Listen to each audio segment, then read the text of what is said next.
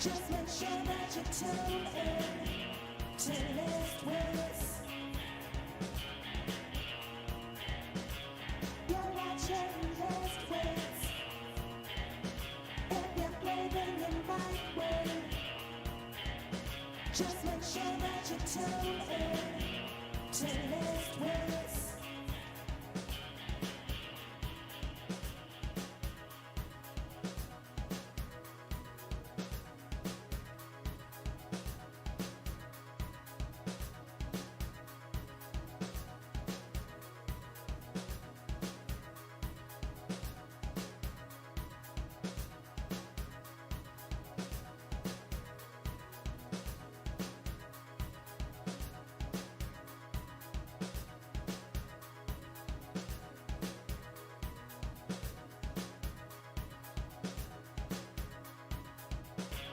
You're watching List Wits.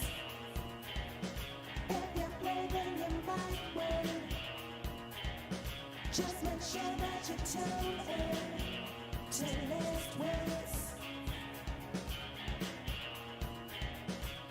You're watching List Wits. If you're blaming in my way, just make sure that you tune in to List Wits.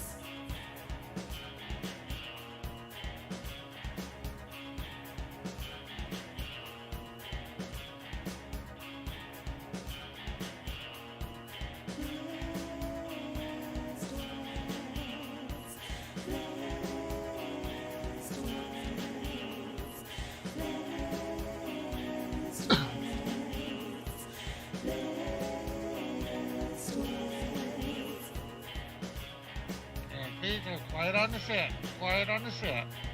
Hey, Trans, how you doing tonight, my man?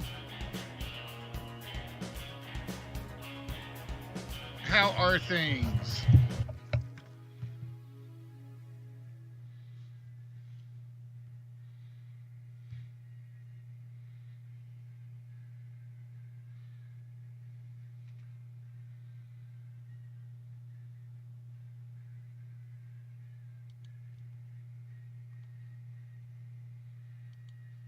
Good evening, ladies and gentlemen, boys and girls, children of all ages. How are we doing tonight? I'm enjoying a sort of a 3-day, 4-day weekend, sort of trance. So I'm doing actually pretty good for myself tonight. Got news for you. They changed my schedule again. So we are winging it as to figuring out what we're going to do, because my schedule has been bumped from Fridays and Saturdays off, other than this weekend, to now it will be Sundays and Mondays off. Which means the night is not yet set. That's all I can say. The night is not yet set as to when the show is going to be on the air regularly. And I am going to apologize for that right now. But no, they basically said take Friday and Saturday off, come in on Sunday, and then so we can get you on your normal schedule, come take Monday off. So I think we're finally getting things where they need to be. No, I told them no nights. If they'd moved me to nights, it would have been, I'm not moving. Plus, my problem is my night shift would be boring, because nobody calls the service center in the middle of the night normally, unless something really blows up. I have no access to Twitch because they blocked that at the office. I would be bored out of my skull. I really, really would. Why are they moving you back to nights, Trans? I guess is the question. It's like, they don't have enough people to hire for the day. So it's like, come on. Banker's hours. I normally am too, within reason. But my catch is, I like my 10, 15-minute naps here or there. I will admit I do like I'll be sitting at the office and I'll be working and I will just zone out for a few minutes and the next thing I know I hear myself just kind of snore. And it's like whoop, whoop, whoop, whoop, whoop. Let's get things back to normal. Um, so again, I'm going to apologize. The schedule is not set for Friday nights yet. 3 month rotations, but due to staffing short. Well, hire more people. Pay me a lot of money, and I will work for you. But they got to pay me a lot of money. But that depends on what we're doing too. Because I'm old, my back doesn't work, so physical labor doesn't work for me. As long as it's not physical labor. So tonight, ladies and gentlemen, like I said, last Friday was a disaster. We couldn't get anybody to show up. So we're going to hope and pray that we get some people in tonight. Because I am looking forward to running the time machine. I have been looking forward to running the time machine ever since I repaired it, which was a nightmare because now I'm working on one of those little mini games, the ones that you can do beforehand or after, and just kind of let it run. And I have broken my computer 5 times doing it. I am not kidding. My computer apparently cannot handle Excel files with more than 20,000 lines in them. Because I will be sitting there working, and I'll have Twitch going on in the background, and all of a sudden I just hear, and it's like the audio on Twitch is locked up, because the computer is locked up, so the Twitch audio is locked up. And it's like, oh my God. So hopefully we won't have that problem tonight. And the reason I say hopefully is because if my computer crashes, it takes about 30 minutes for me to get it back up and running. So you got to have a 30-minute break if that happens. But anyway, what do you guys say we get started? We can do the games and stuff while I'm talking and reminiscing and all these other things. So tonight, we're going to start with the list.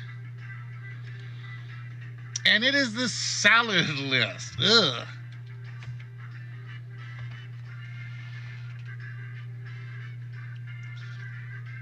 They need to know all casino games, how to write detailed. I did casino stuff.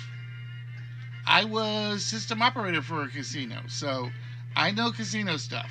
The problem is I was never on the floor. I was always in the back office. So tonight's first list, ladies and gentlemen, pardon me, is the salad list. And Riddler, you are going to be a problem. Give me a second. I'm going to flip this over so I can get Riddler moved. Let's get Riddler over here so he's out of my way.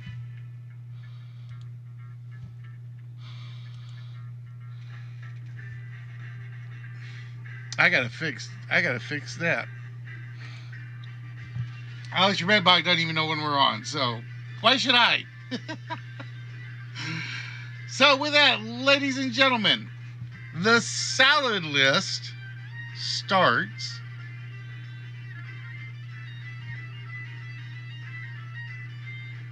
turn that off. There we go.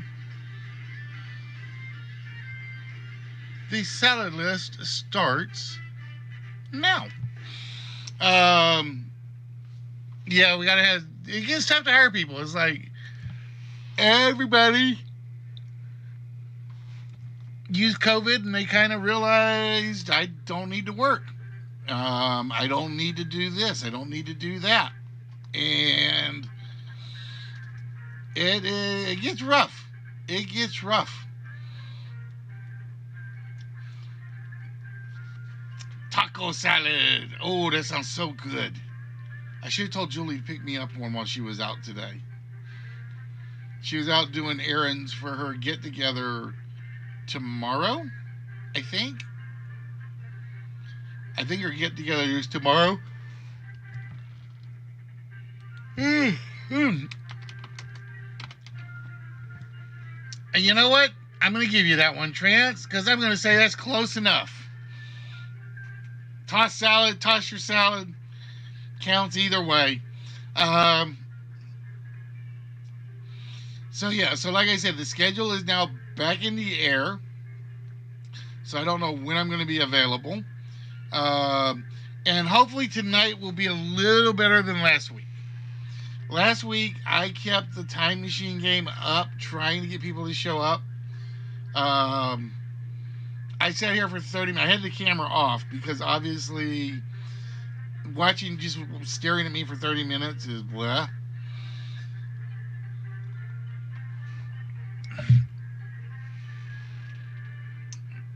But it was a case of I sat here with the time machine on for 30 minutes. And we just could not get anybody to come in. We tried and tried and tried. And why is that giving me the wrong code? Oh, it's not. Never mind.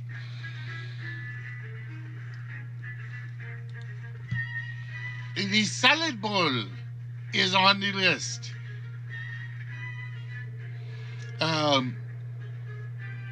Yeah, so it was literally probably like an hour. If you go back and listen to it, it's like an hour, a half an hour of just dead air. As bad as that was, I felt bad about it because I was just waiting for people to show up and nobody did. I need to hire a social media person. That's pretty much what I need. I don't have time to do social media. We've been doing this for 7 years, and I feel like I'm like way down on the scale of everybody that does this. And it's because A, I don't have the social media, and B, I don't have the connections throughout the world to get people to come in. So tonight, we just decided we're going to go with it. We're going to see what happens. We're going to pray. And we are going to do Time Machine tonight. Now, for those of you that are interested when we get to Time Machine, we're going to have 4 live players. They're going to be our primary players. But everybody will be able to participate on Triv Now for the questions. And there will be 10 to 30 questions depending on how good the players are. But we will worry about that when we get there. And you know what? I'm not worried about the camera. I'm not worried about the rules. You guys know my bad habits. You guys live with my bad habits. Let's just deal with my bad habits, shall we?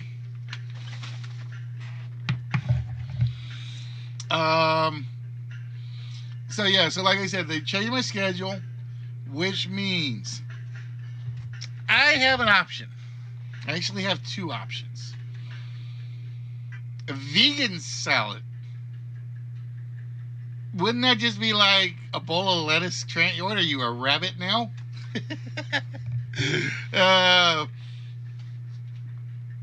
So I've got 2 options that I am considering.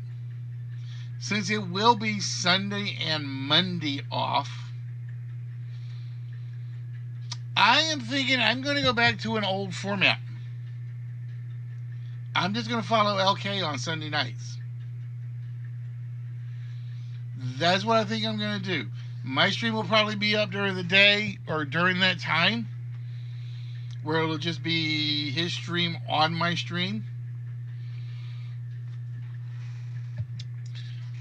And that just means I like to get to sleep in on Sunday, other than getting downstairs and working on stuff. Because like I said, I told you guys I am working on a new mini game. It's based on the old games magazines called Silacrostics. And that's basically what I'm calling it, is Silacrostics.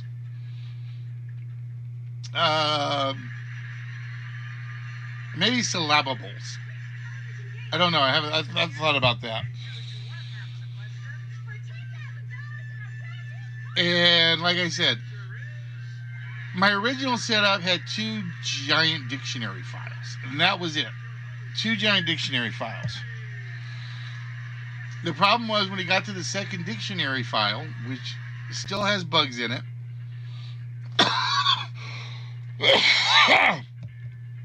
there were so many records that it was trying to read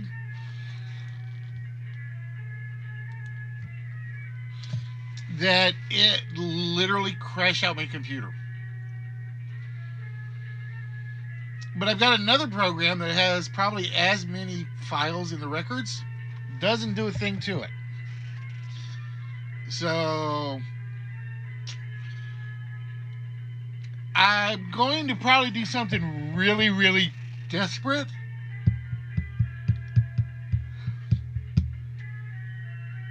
And I'm going to find somebody who can do C programming. And after I get it all written up in VBA, because that's all I ever use, I'm going to hand it to them and say, can you guys convert this over to C for me with Twitch interactivity?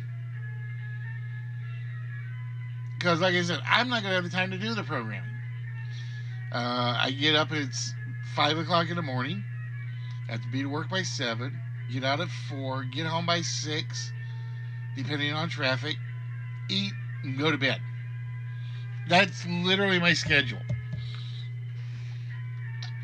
That used to be my schedule, ironically. Now it's my schedule again.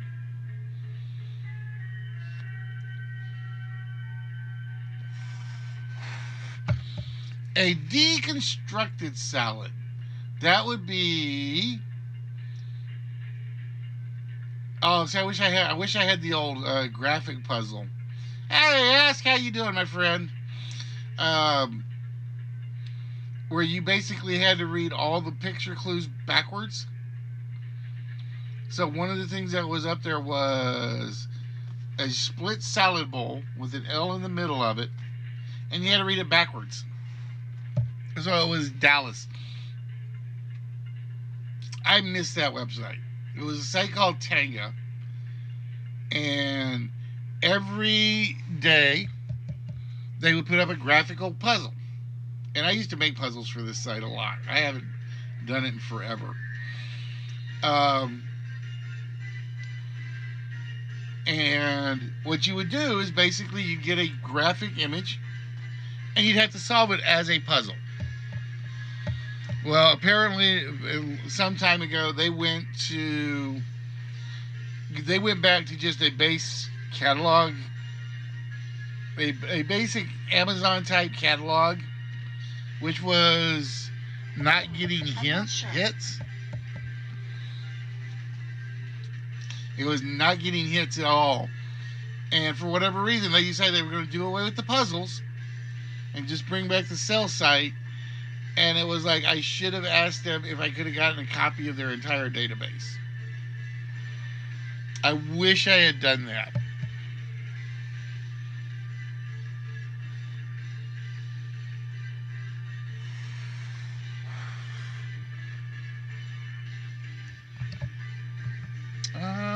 Why is that one wrong?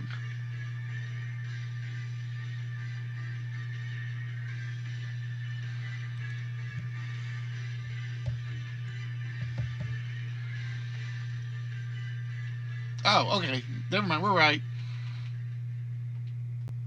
You had to read it right. It's not asking what Miss McClanahan's name was. It's asking what her character's last name was. But yeah, you guys, yep.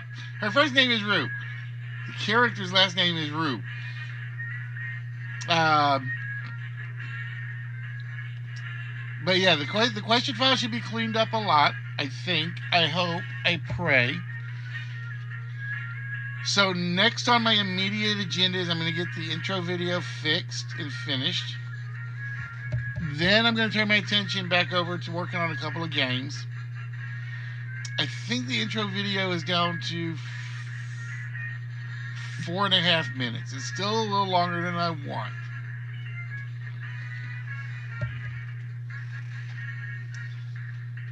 Salad Boy. He's the guy that runs out to the free-for-all one, right? I'm not going to say any words, so I don't want to give anything away. Large salad, not there. So we are at 19 minutes for the salad list.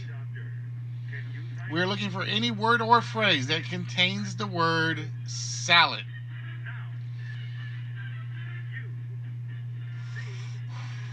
And I will tell you, one of them I merged together. So there's one of them. If you give either version, I will count it. It's even in the actual list written that way, so I will remember to do that. Now, if I ever get the list converted over to C, then heaven help me, because then I got to figure that out. I actually tried doing some more lists. I tried to do some more conversion to C with the list, and it's like all the pieces work, but none of the pieces fit together. I got the system to give me where it'll pull 10 random items out of the file with no problem. But I can't figure out how to make it write those words to the board. It is because in Visual Basic it's easy. You basically have shape 1, shape 2, shape 3, shape 4, shape 5. You name them all the same with the different numbers at the end, right? Word salad, pasta salad, not there. C sharp or C sharp apparently doesn't let you call shapes by variable names. So if I want to call shape 1 or cover 1, such as the number 1 on the board, and there's a box under it that's basically answer 1. If I want to write something to answer 1, I can't write to variable equals 1, answer at variable, or answer plus variable, and write to that. Why do you do these things to me, programming languages? If it is this simple in VBA, which is the least complicated language to write,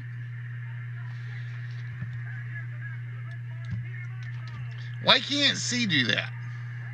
Why can't C sharp do that? I just want to know.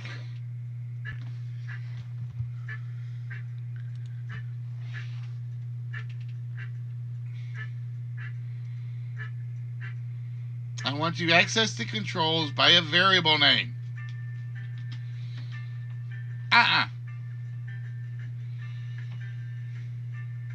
That stinks.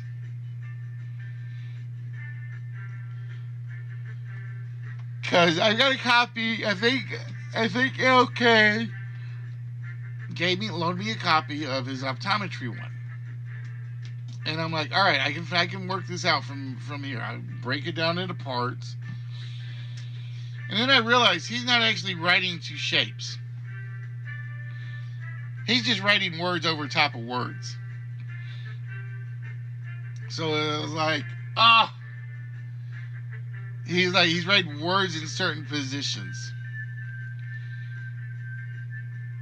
So it was one of those, what am I doing wrong? And I feel like an idiot because I know this should be an easy fix. I am almost tempted myself to go back and buy one of those C# for Dummy books just so I have script code to work off of.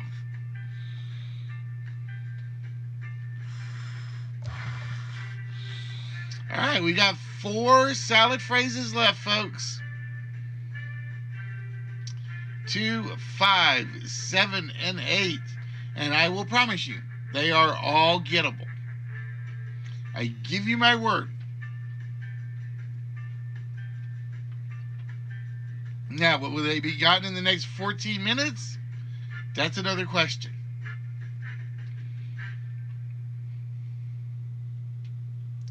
But I do promise they are gettable answers.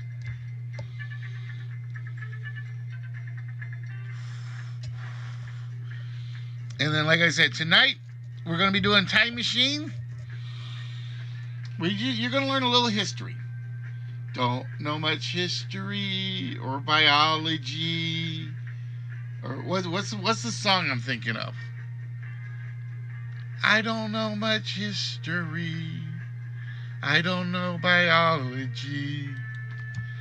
I can't sing it. Amazon, what's the song that starts, I don't know much history? This might answer your question. I think the song you're looking for is Wonderful World by Rod Stewart. Did that answer your question? Let's find out. Amazon, play Wonderful World by Rod Stewart. What a Wonderful World by Rod Stewart, featuring Stevie Wonder, on Amazon Music.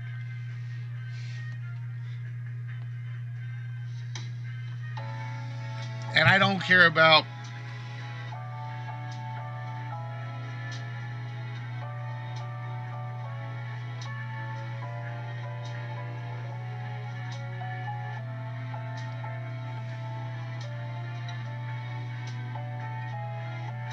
that's the wrong song. Amazon, off.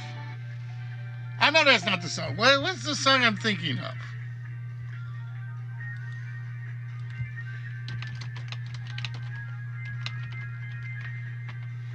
It's a 50s song.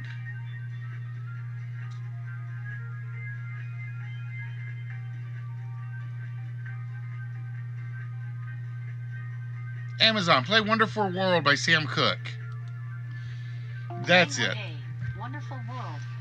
For over 90 million songs on demand, say try Amazon Music Unlimited. What a Wonderful World by Sam Cooke on Amazon Music. This is it. Don't know much about history. Don't know much biology. Don't know much about science books. Don't know much about the French I took. But I do know that I love you. Amazon, off.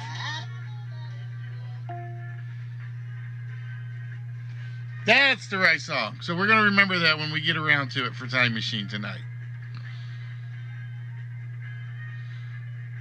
See, I remember it from Witness Trance. That's where I actually remember it from.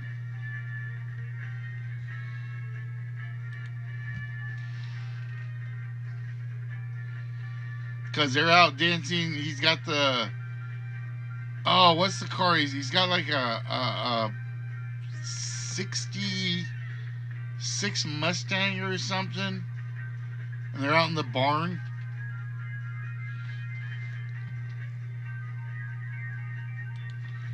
Egg salad is on the list.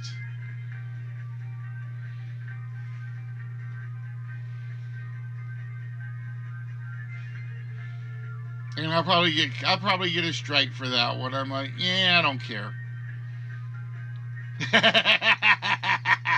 Trey's like, yuck. I actually like egg salad. I prefer potato salad, but I like egg salad. Did I say that right? I prefer potato salad, but I'll take egg salad, yeah. I especially like German potato salad. Oh, see, you would have hated what I cooked last night. I took 2 full bags of the frozen ravioli.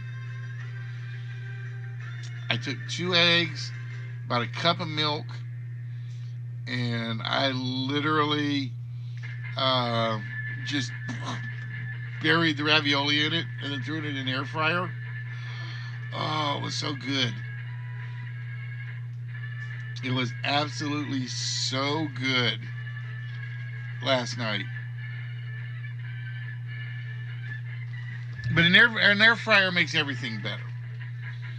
So if your significant other ever says she wants a kitchen for a present for the kitchen, a kitchen for the present, you buy her an air fryer. Trust me. But then you buy her something to go with it, so you're not like all work sort of thing. Salad buffet, not there. Kale salad, not there.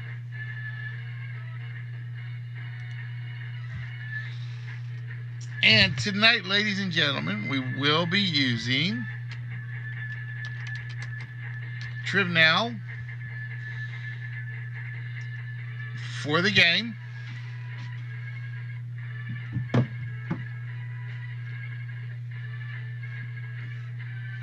Salad cream. I've tried it once. I was not a fan of it. So we got number 2 left, number 7 left. So we got 52 on the board. And I promise you, these are not too hard guesses.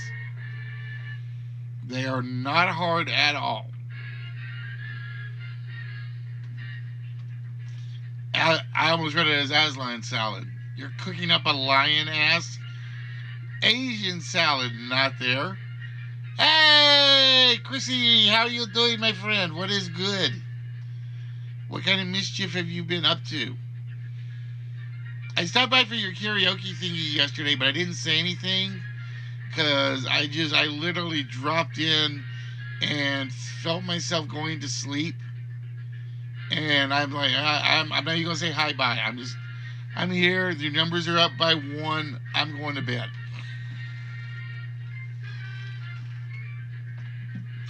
What was the song were you? You weren't doing American Graffiti. It was. Oh, which song was it you were on? Damn, I don't remember now. See, this is what happens when you get old. You forget things.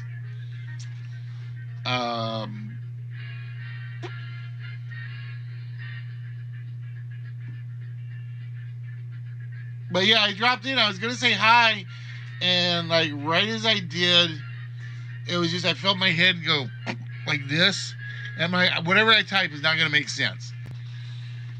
I knew it wasn't going to make sense. It was one of those where if you've ever been in the office and you're typing stuff in the computer, and all of a sudden your hand just feels like it like flumbles on keyboards, and you look up and you've typed garbage.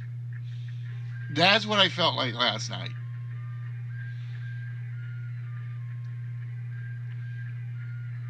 Salad of shame, not there. Russian salad, not there. Don't overthink the last 2. I promise. Don't overthink the last 2 because they're not that hard.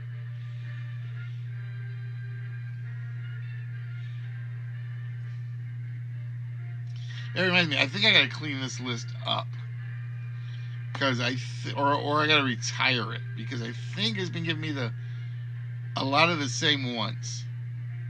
I'm gonna have to go back and check.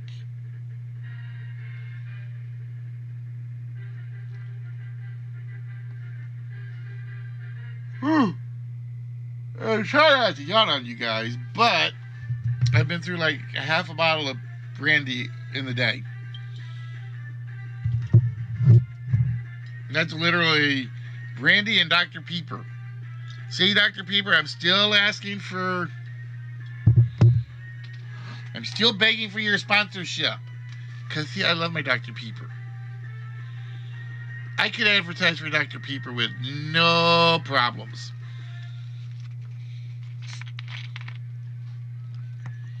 Shopska salad. Rancher salad. Spanish salad. Salad server.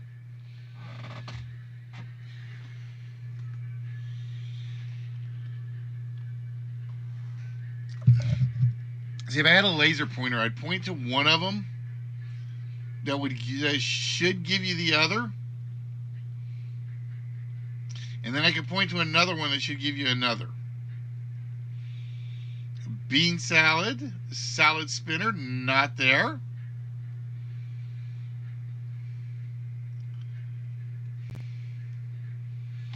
And we are down to 4 minutes. And I always say that because I don't look at OBS that much anymore.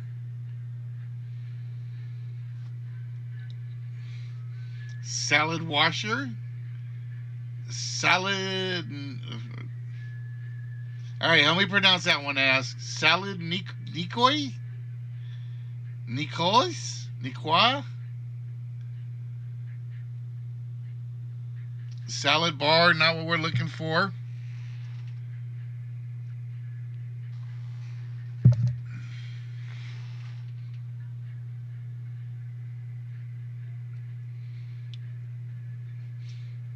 All you can eat salad, which is what I need because I'm getting up there.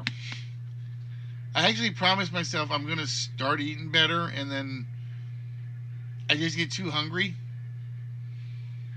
And it's like, yeah, screw this eating better. I just need to eat.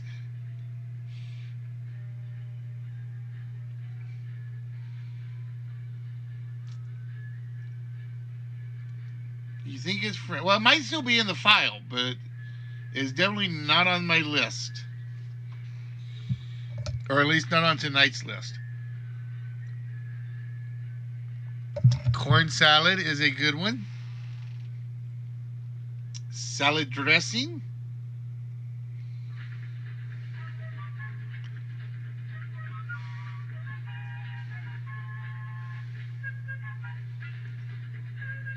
So again, we are looking for 2 last salad phrases.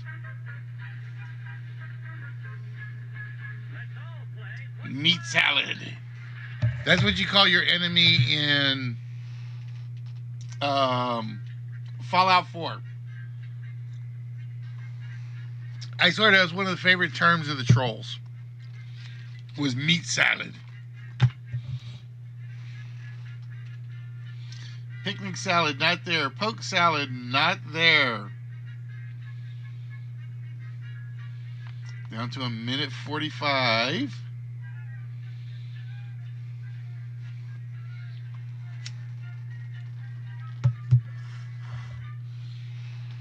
Salad special.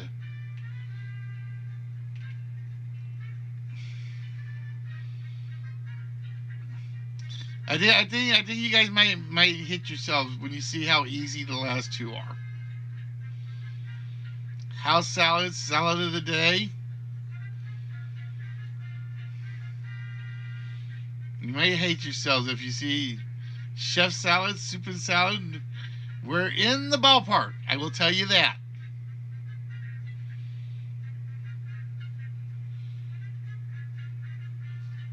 We're in the ballpark. Salad spoon, not there.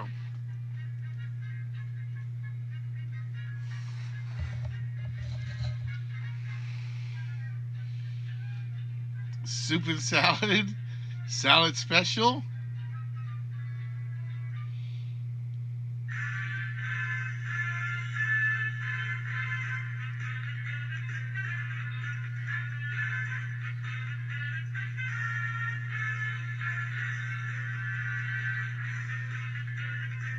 Oh, 20 seconds left, folks.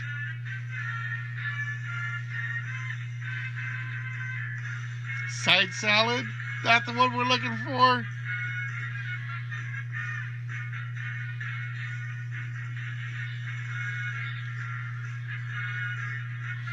4, 3, 2, 1. Oh, time's up. Time is up.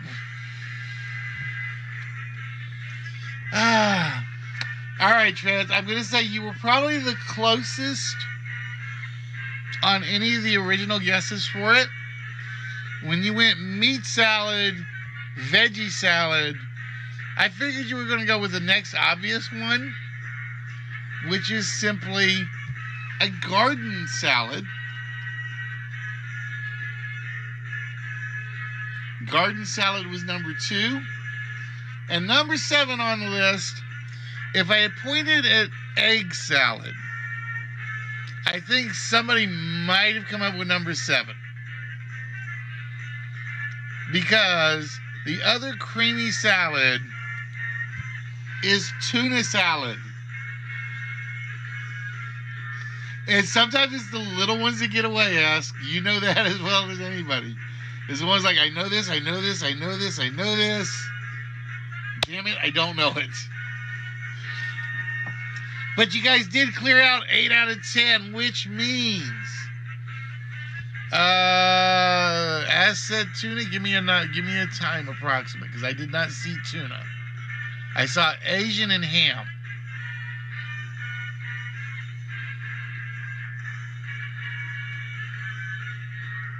Oh, I will take that back, Ask. I did miss yours. All right. Yep. So I will give that one to you. Like I said, this is one of those where if I ever get the bot fixed, so it'll catch the ones I miss. Fair enough, Ask. So for you, we're going to give you 45 whammies.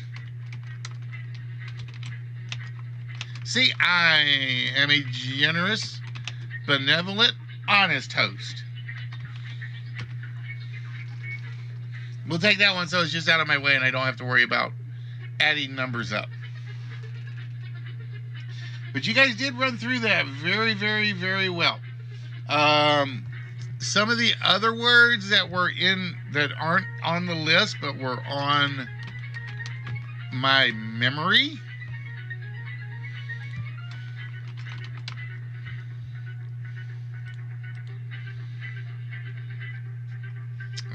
Where did it go?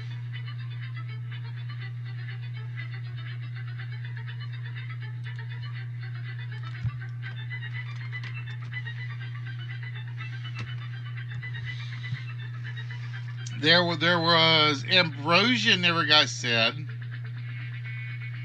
Cabbage salad, corn salad got said. I saw chef and chef salad, Caesar salad. I'm trying to remember what else is in this file. Jello, macaroni. I didn't see Jello.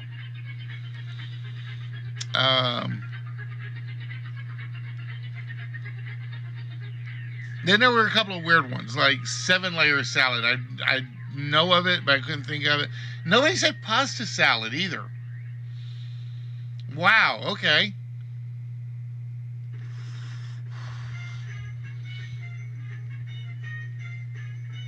Oh, you did say pasta salad? You probably said it. If you said it and I wasn't looking for it, then that's why it got past me. Oh, yeah, you did. Right before salad fingers. I'm trying to see if there were any other screwball ones in here. Like I said, there were some screwball ones on the original list that I hadn't included in mine. Spinach salad, not weird. Vietnamese salad. Watermelon salad. And then I think as said word salad, which I need to make sure is in the file. But yeah, that's just some of the ones I don't think are in the file, and some that I do think are in there. All right, with that, let's start with Trance. And Trance has been there, and Trance pretty much threw up all over the room because he tossed his salad, and that puts him in the small prize department. And where's notepad? One of these days, Trance, I'm going to put your box out, I promise.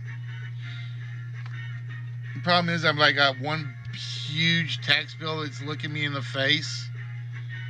And it's holding me from sending anything out.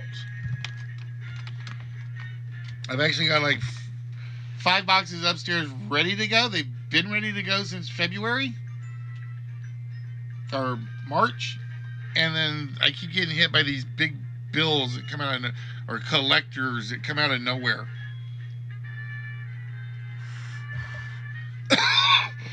All right. Then we have my favorite salad, because like I said, I'm a German mustard potato guy. My wife hates German mustard potato. She likes potato salad, but hers has got to be that white creamy one. I like mine with mustard. It's not potato salad without mustard. For 35 whammies.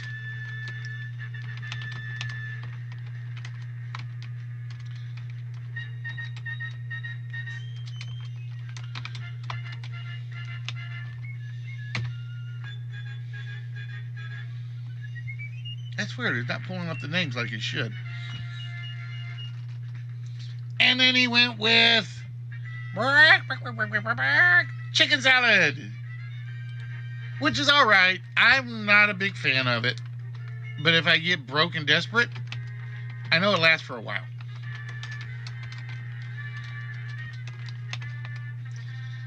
$30 whammies to transfer chicken salad, and finally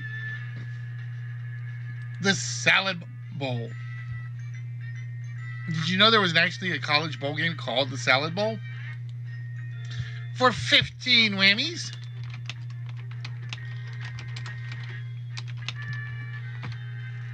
I think it took place in Houston. I think.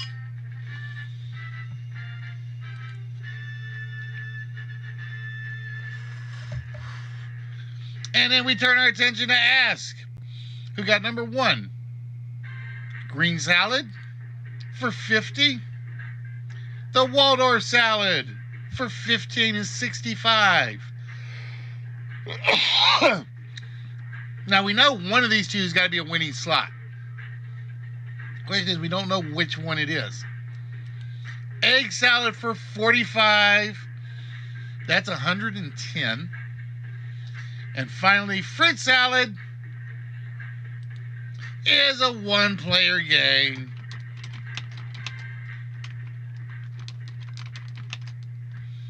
$110 whammies to Ask. And Ask, with that, let me go get my planned one-player game out.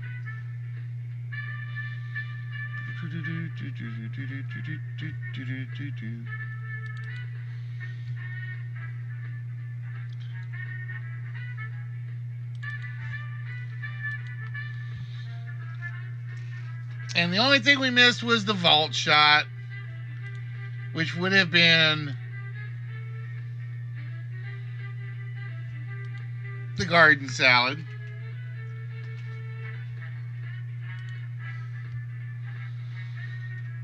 Trans, I actually have you on this list for a couple of one-player games, so we're going to try to get a... Oh, that's going big. All right. Let's give it a minute to load.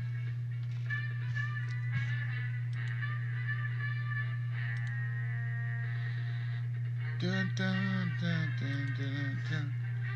Uh-oh. Why'd you not respond?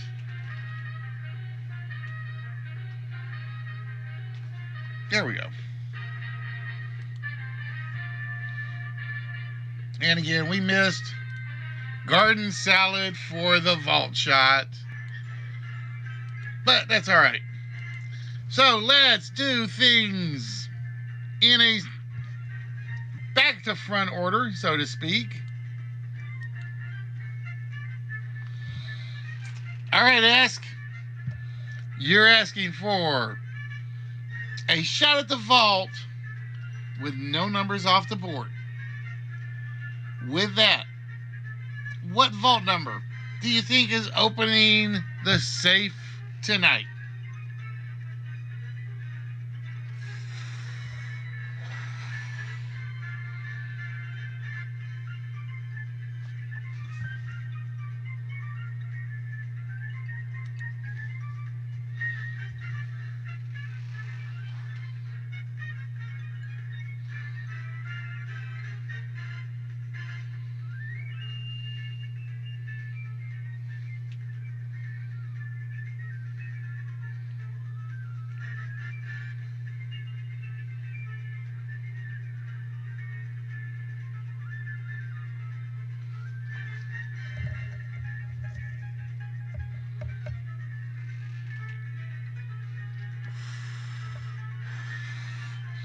All right, Ask is going for 6, 0,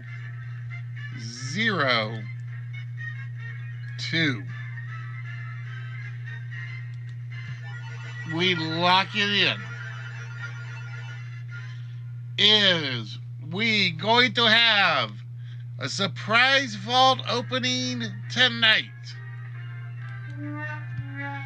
We might, but it is not going to be at this very moment. All right, I need to go check something in my code real quick. So bear with me.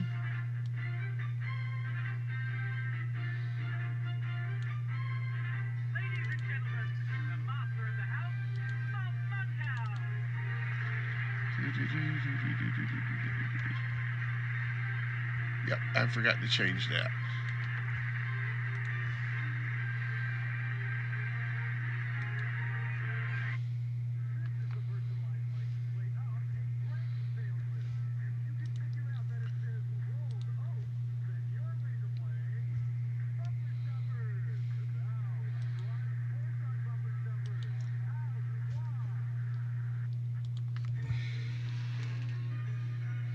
All right, ask if you are ready, my friend.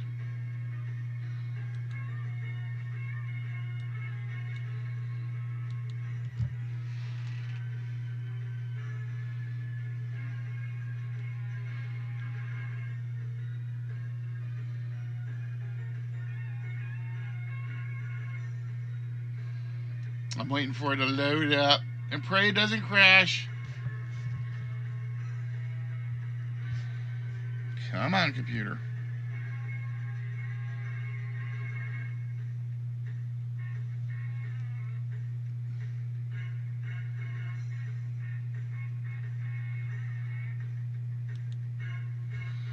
You are going to be playing for this.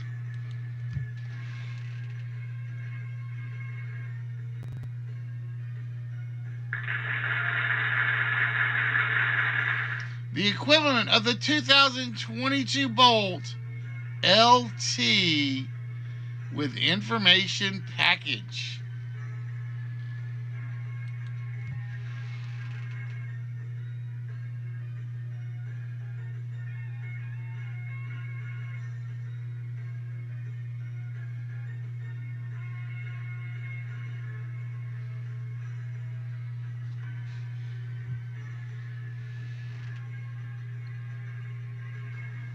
I'm waiting to see if my computer... 22 Chevrolet Bolt LT with infotainment package.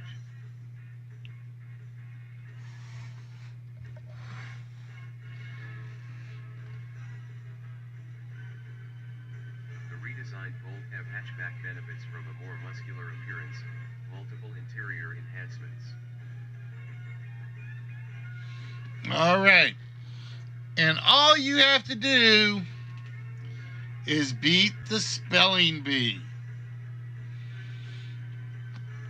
All right. Spelling bee is very simple. There are 30 hives on the board. Behind 11 of those hives is the letter C. Behind 11 of those hives is an A. Behind 6 of those hives is an R. And behind 2 of them is the word car. All you got to do is spell out car, and we're going to give you, let's say 21,000 whammies. All right? Now, we're going to start you off with 2 free choices.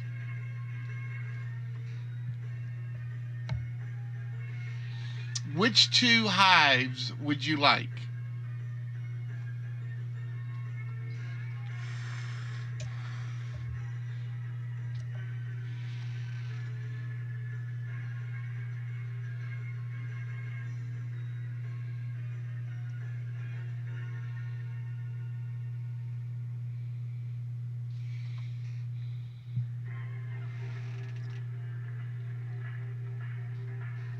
You're going to get 2 freebies.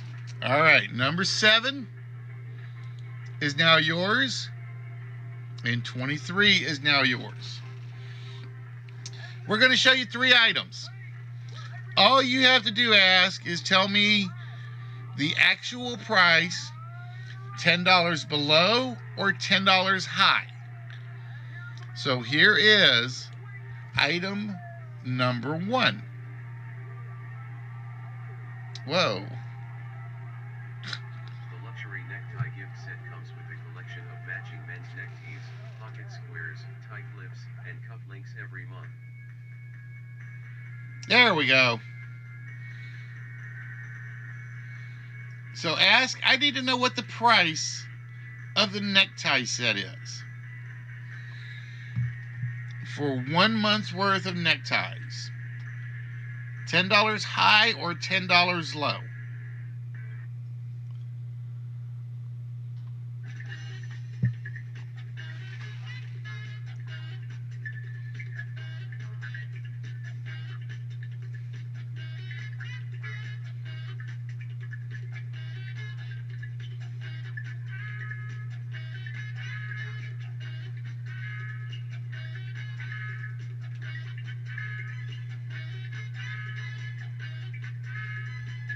Yep, you can be $10 under. So let's say, I'm just gonna say, let's say it's a $15 monthly box. You could go from 5. You could say from 5 to 25, and that's your range.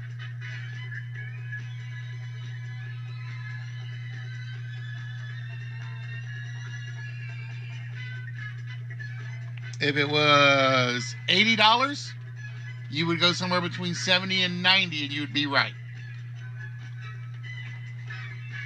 And again, I don't remember how much these are. So I can't help you. I cannot help you in the slightest on this one.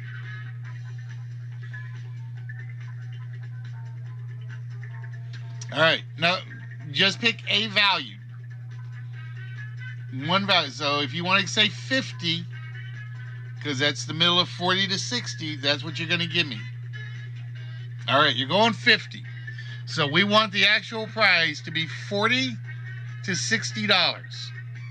The actual price is $35. Not within the 10, but that just means we can't give you number 3. However, we got 2 more prizes. This time we have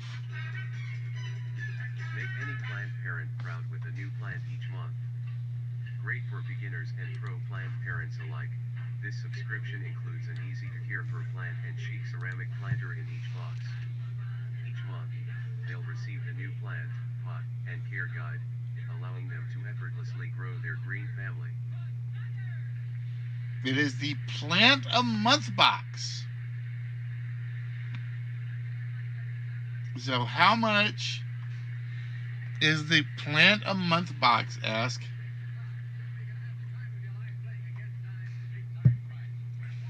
And again, we round to nearest dollar. So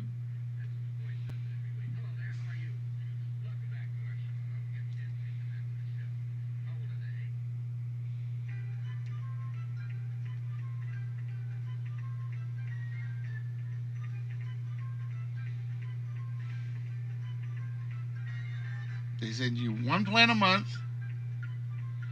It says 34. So we're looking for something between 24 and 44. Did we find it? Ooh, 60 a month. Oh, 0 for 2. All right, Ask. We need the third one if we're going with single letters. Computer, what is our third item? Your own personal golf ball washer.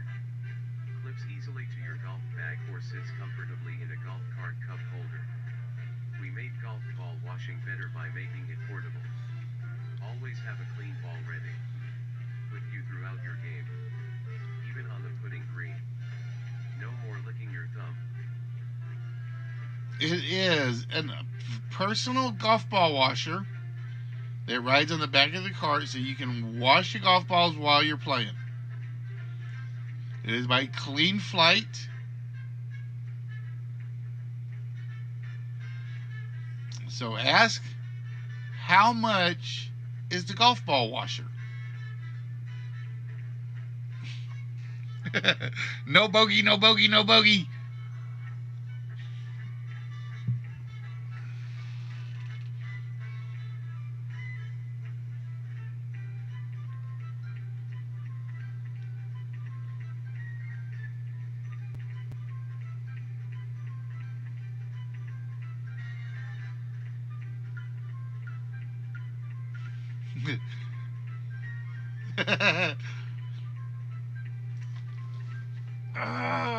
Where is my bogey hat?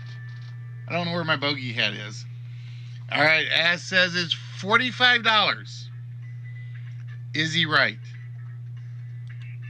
It is $35, which is within the 10. So Ask, that means you get one more hive of choice. Which hive number would you like?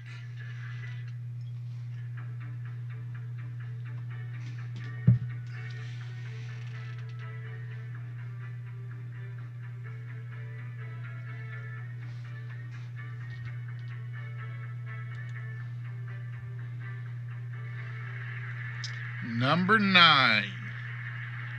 Uh-oh, hold on, my computer just... It went to non-responding. I have to figure out why. Come on, computer, don't do this to me.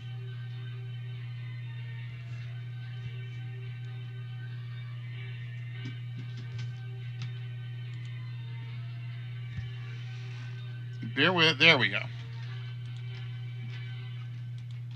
All right, so we've got number 7, number 23, and number 9. I am going to make you an offer right now, Ask. I will give you 50 whammies to give me all 3 numbers.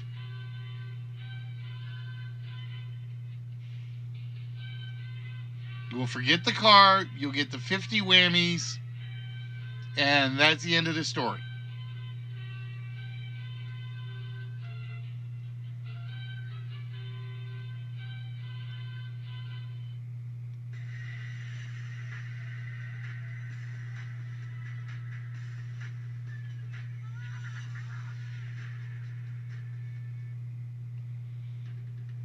You want the car. All right. What if I said, I will give you 250 whammies? Kegs, how you doing, my friend? Thank you for subscribing for 22 months. You know the 2s are lucky numbers in China, right?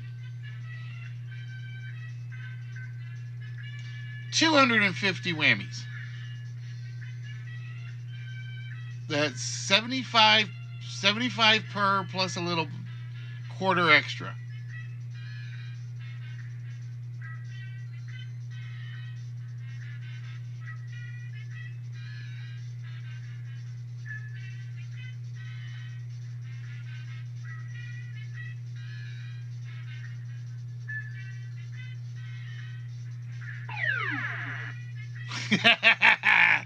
All right.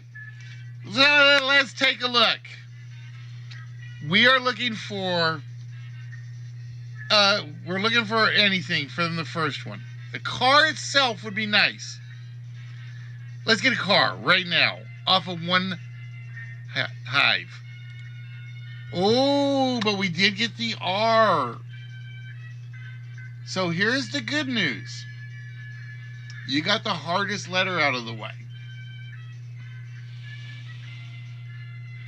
You got 2 tokens left. We can walk away right now. I will buy those 2 off of you for 250 whammies each. 500 whammies, Ask.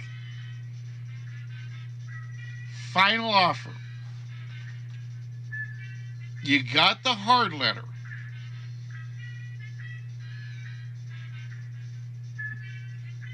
No dice. All right.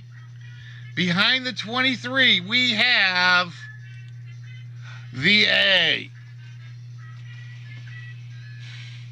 Which means we need either the C or the car behind number 9 for 21,000 whammies.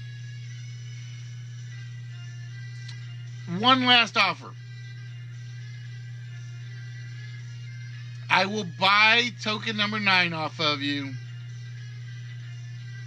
for 1,000 whammies.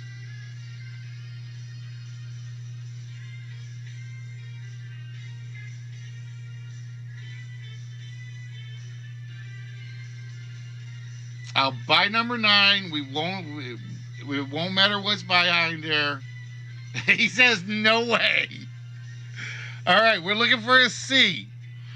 Me, the host, the banker, the man, is looking for anything but a C. It is the C, and ladies and gentlemen,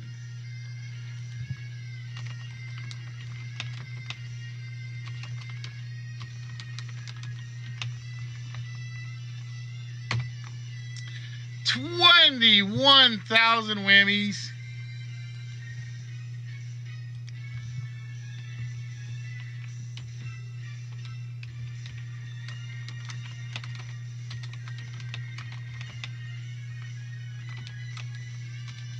Nicely done, Ask.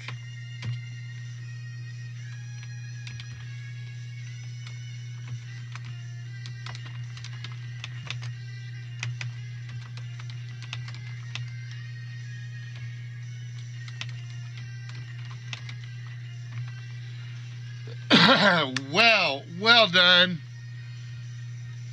And that means we turn our attention over to Trance. Because Trance, we've got you with 2 available games. We're going to get one of them out of the way right now.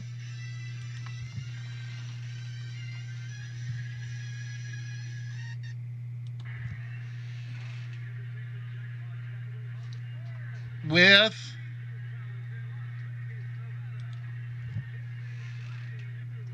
the game of Take 2.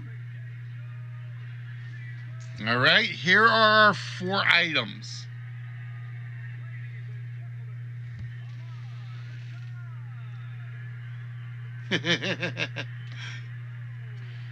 Music City Cruise.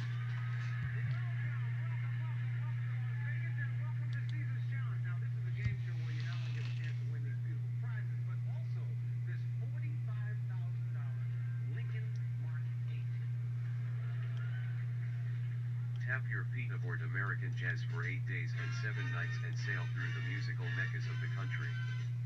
Our soulful Memphis to Nashville River cruise combines history, music, and vibrant culture.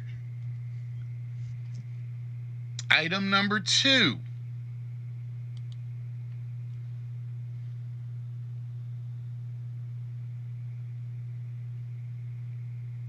Rally driving class.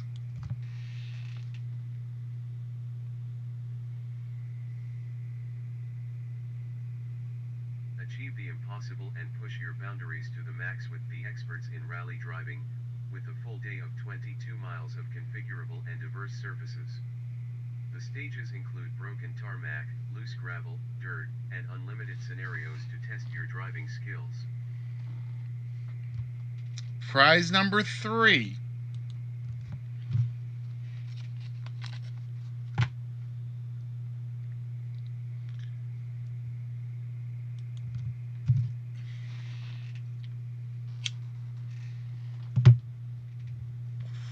Three-night vacation package in Branson, Missouri.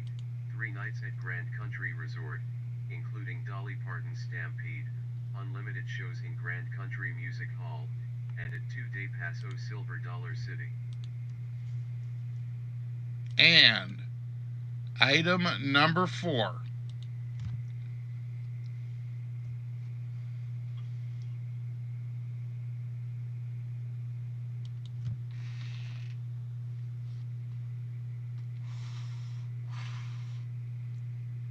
If you're looking for an awesome gift for that fitness-obsessed person, we highly recommend the Valflex VeloCore spin bike. Unlike most other spin bikes, this one has a lean feature for a more engaging ride and a chance to blast even more calories.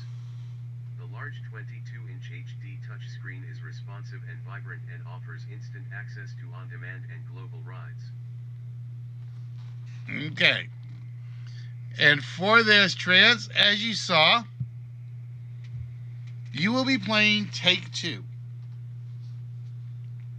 for $4,442, or whammies.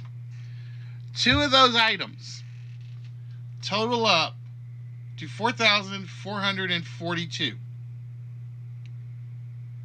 Which two prizes are you going to select?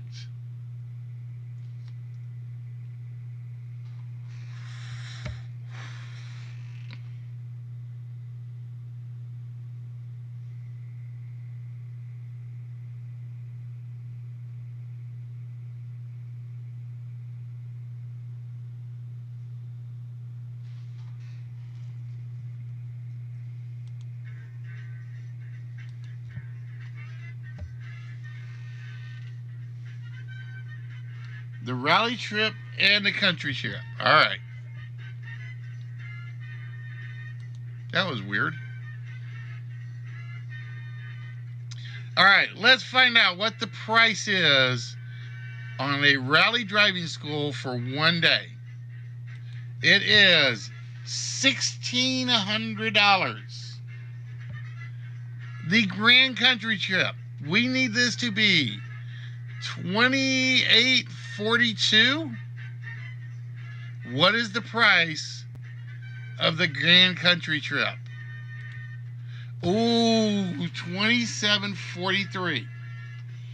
It does not match. However, there's a reason the game is called Take Two. I will let you choose any two prizes again. You can keep the rally driving. You can keep the Grand Country trip. You could swap one of them out. You could swap both of them out.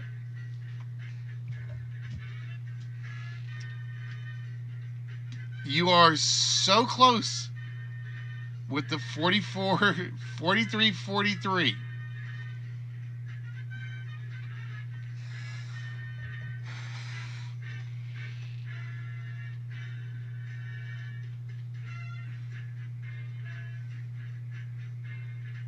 Would you like to swap one or two?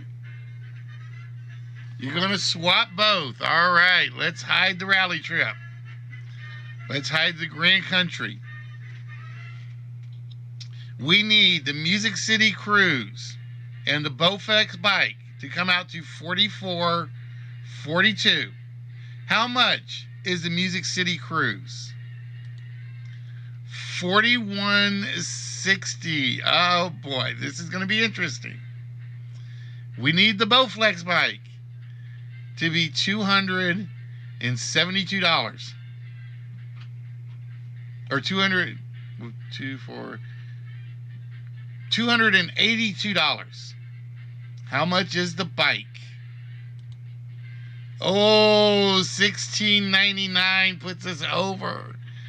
And unfortunately,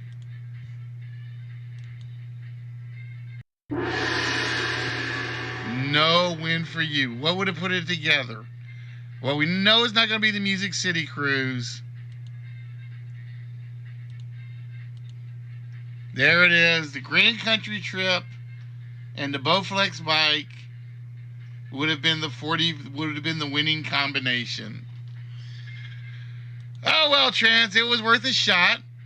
So the question is, do you want to use up your other one-player game at the moment?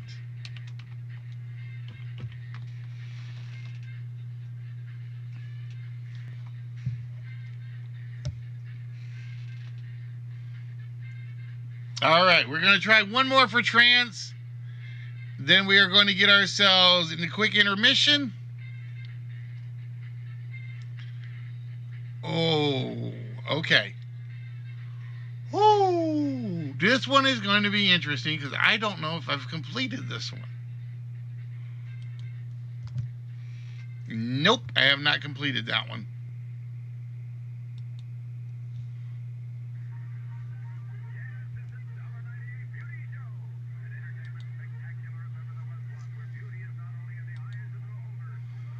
Nope, that one is not fixed. All right.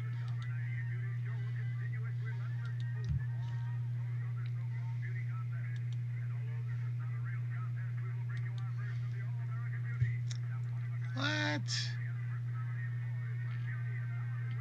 And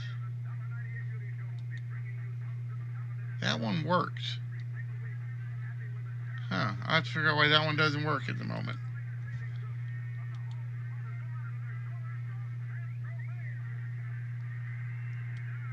I thought I fixed that one.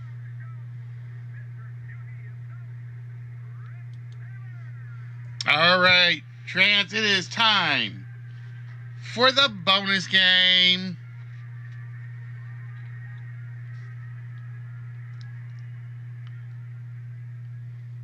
We are going to show you 4 items.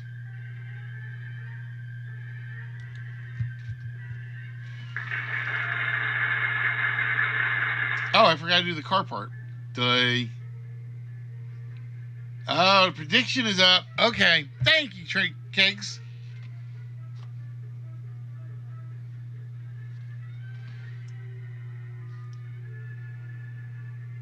And it doesn't have voiceover on this one. There we go. Hyundai Palisade Limited.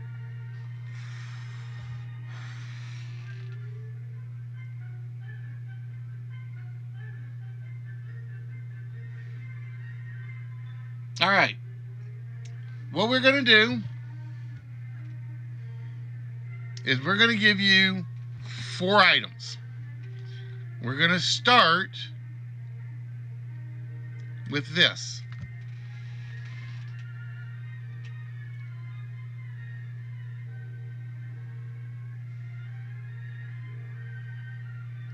If she's been hinting that she needs a new pair of leggings, check out Meltfit.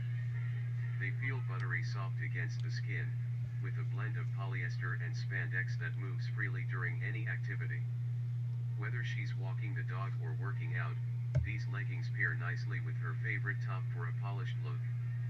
They're highly versatile and can be used for leisure and athletics. All right.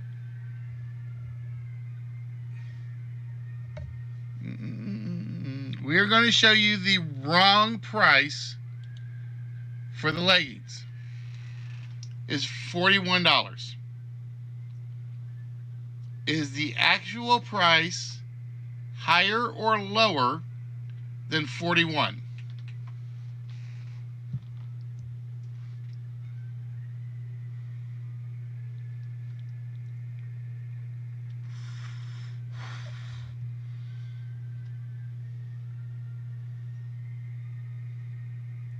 He says lower. Are they lower? Oh, no, they were higher by $7. All right, let's go to item number 2.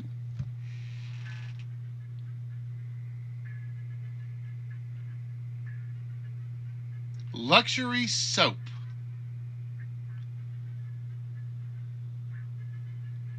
Cold, dry air can wreak havoc on the skin. The La Chatelaine Luxury Soap Collection helps restore it with shea butter, a key ingredient for moisturizing the skin. Each bar is made in Provence, France, and is hand-wrapped for a truly luxurious gift. Right. Our listed price for the luxury soap is $54. Is that price is the actual price higher or lower?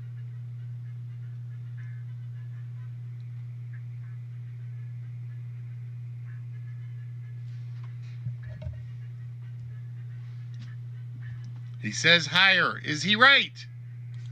It is higher, so that one will be a correct one. And we turn our attention to item number 3.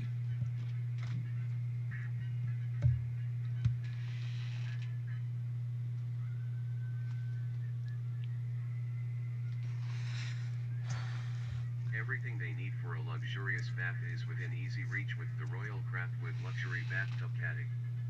It even has separate compartments to hold everything from a candle to a glass of wine. What? It gave the wrong item. I'll have to fix that. This is the gold Rian shawl, and I don't have a good description for it apparently.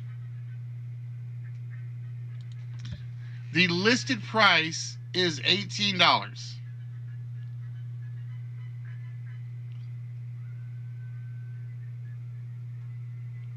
Is our actual price higher or lower than 18? I think that's Reen's shawl, not Rian. He says higher. Come on, computer, give me control.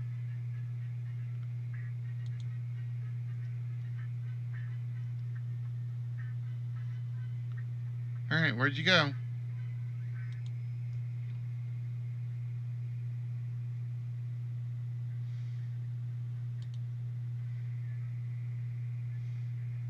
Oh, it's lower. $16. All right, and our final item on the board.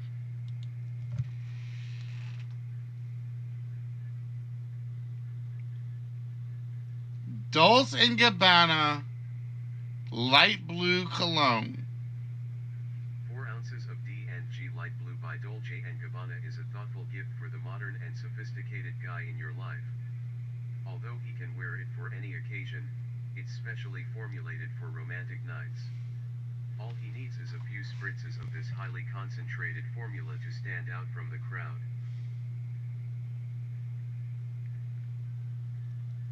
All right, the listed price is $77. Is the actual price higher or lower?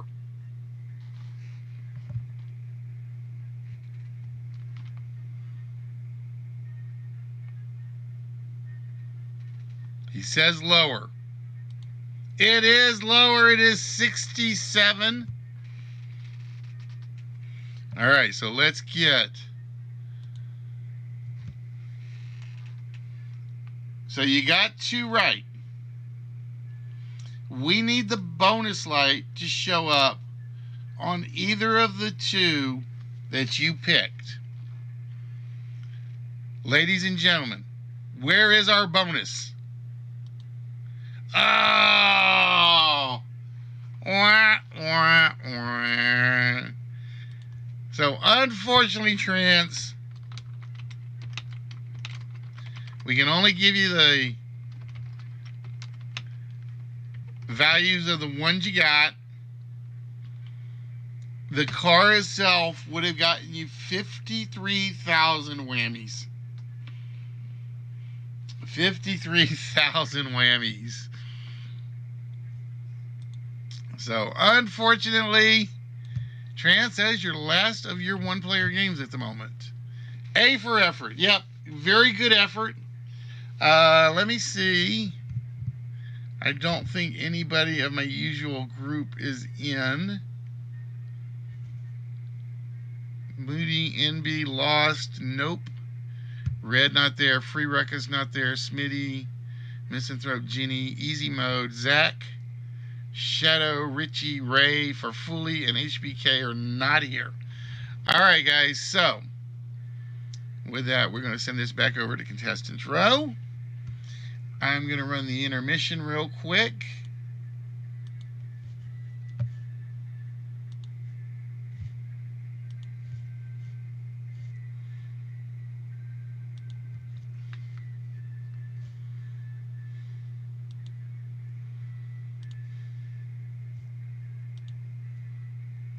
Now, if you are on the TrivNow app,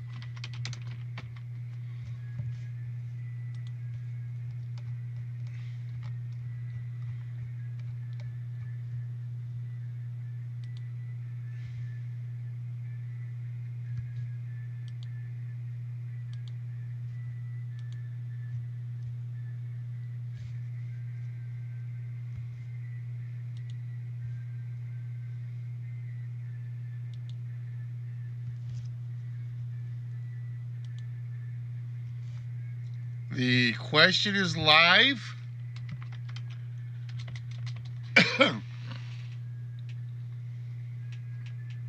All right, Trans, have yourself a good one, my friend.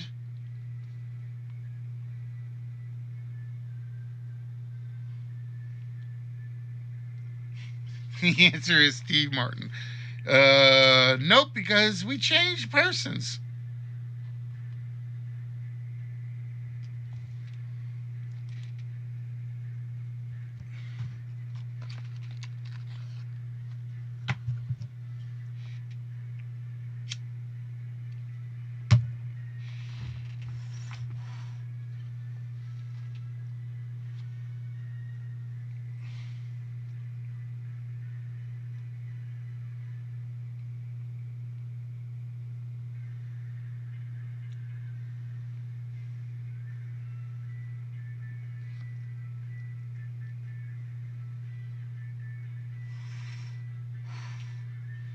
Now, use the Triv Now one. Ask if you can.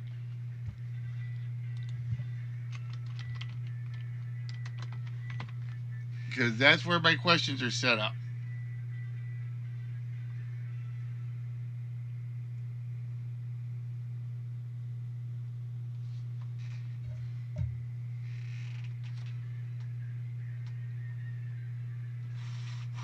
Yeah, everybody else was doing WMI.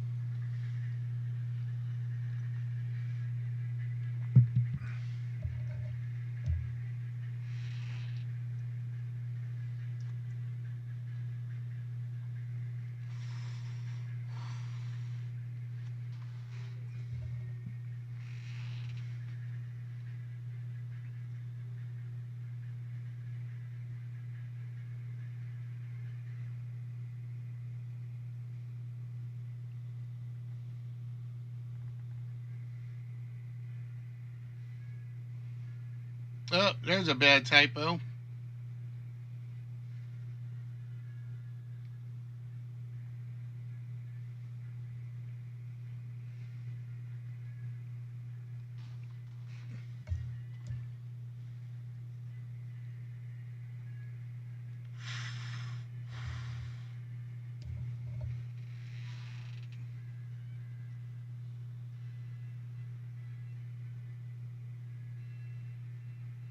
It's very true. At least it wasn't booby raping.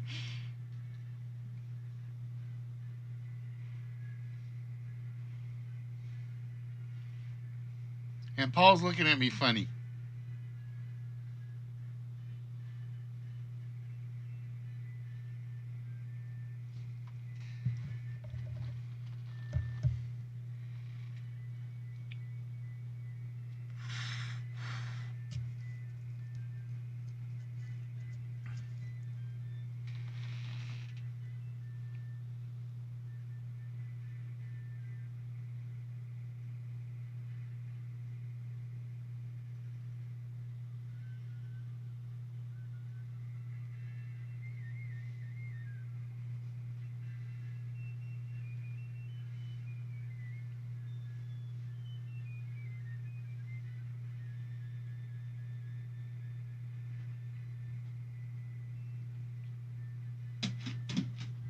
And ladies and gentlemen, I'm trying to remember if there's one more clue after this or not. I can never remember. Oh, yep, there's always one extra one. I became a TV show after 8 years to being in print. I am the one, the only, Dennis the Menace. So, congratulations to Ask,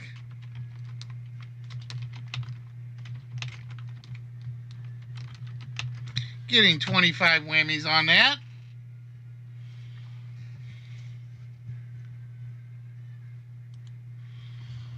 All right, ladies and gentlemen, with that, I am going to get us over to the main board.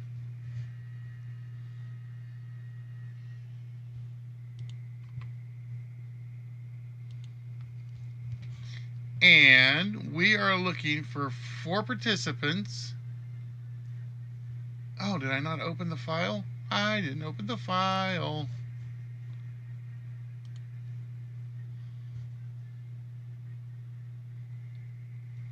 While I am working on opening the file up, that, ladies and gentlemen, is our 4-letter word. It is always on the bottom of the screen down below me. It is always right down here at the bottom. Each word going across completes a word on the board. Once you find all 4 letters, all you do is give the actual answer in chat.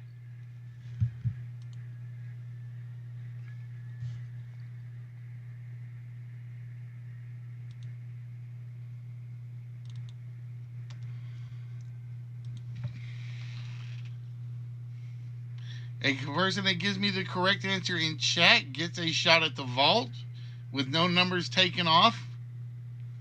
But I'll tell you what, we're going to change that. Since that one's been there for a while, we're going to say get your number off the vault. So if you can actually solve the 4-letter word in chat,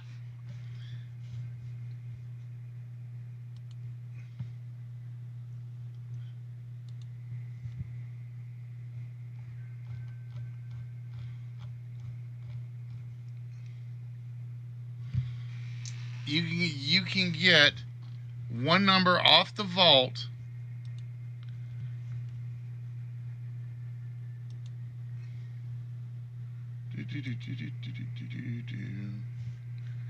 But from beginning,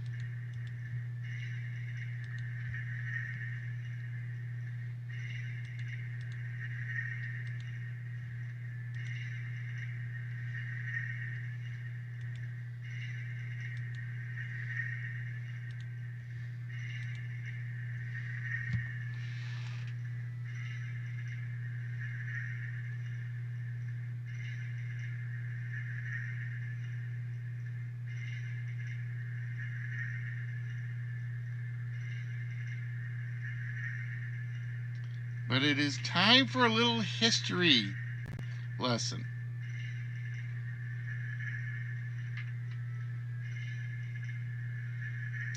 It is time for the time machine.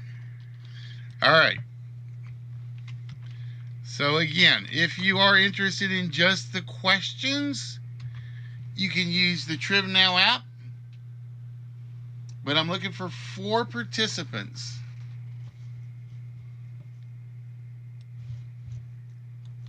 For my live players.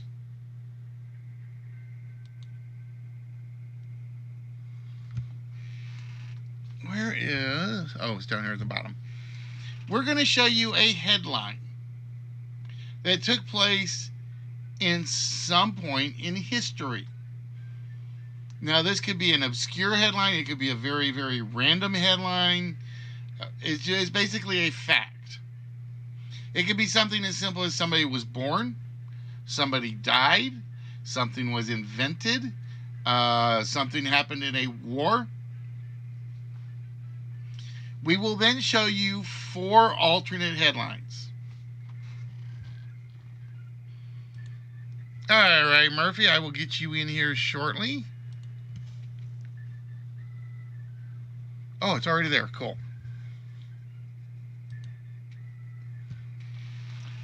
However, to choose one, you will have to choose is the alternate headline that occurred in the same year.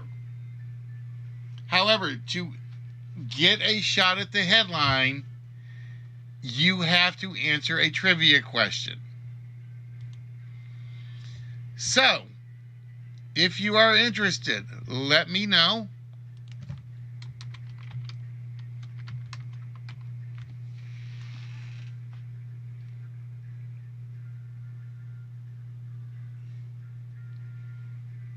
We're looking for 4 players. Now, I will tell you, normally, there are 3 questions that go with every headline and alternates. Most of the time, that question will be related to one of the headlines that you see. If you get the question right and you're one of my players on the board, you will get 5 points. If you get the headline right, you will get 20 points.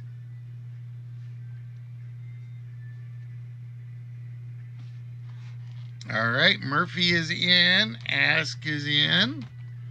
We're looking for 2 more players. And I'm more than willing, I would love to have some of you that are just watching join in. Even if hopefully you're not just bots.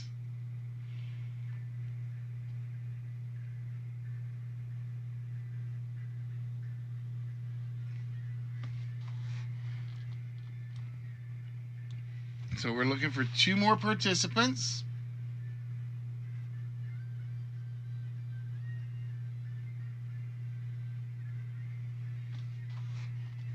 So again, Murphy and Ask, you will need to use the TrivNow app as well.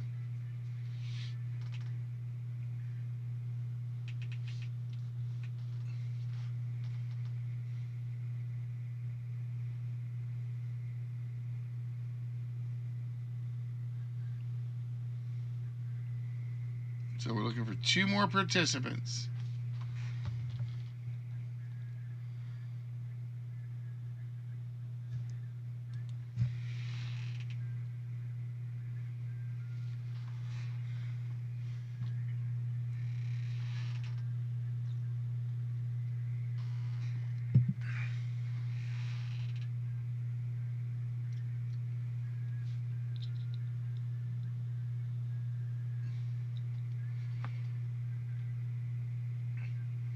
Who else would like to play?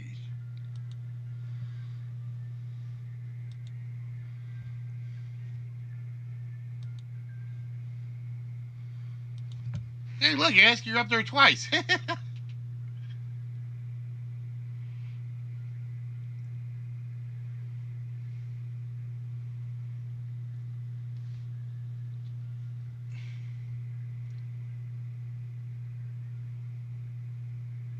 And if you are interested, it is live running on the Discord. You can find that there.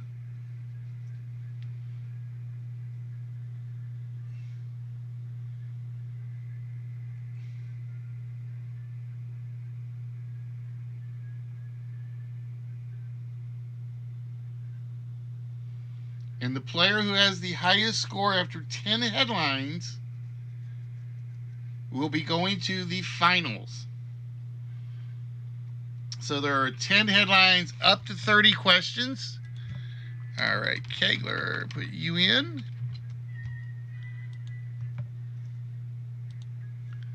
Oh, that's right. It's just Kegler.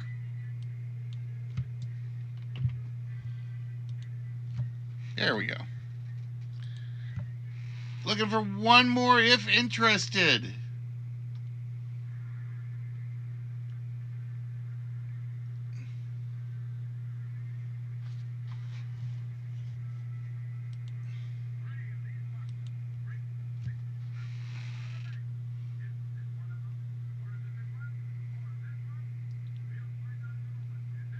Murphy, you on your Trip Now app yet?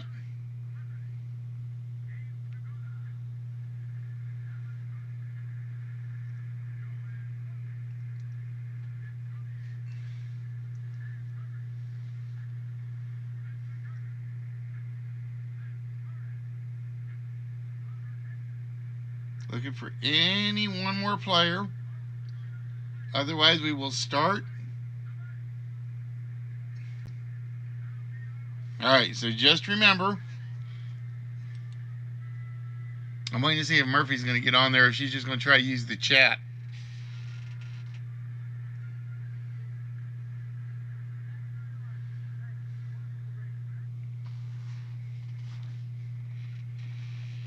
We only have 3 interested time travelers, huh? Only 3 interested time travelers. It's all right. 3 will work.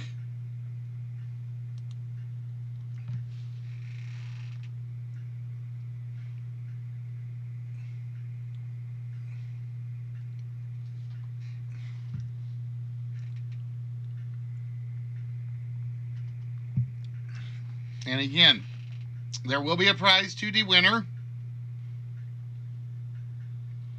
I'm trying to figure out which prize I want to do. Actually, I know which prize I want to do because I've had it here forever. So we'll see what happens.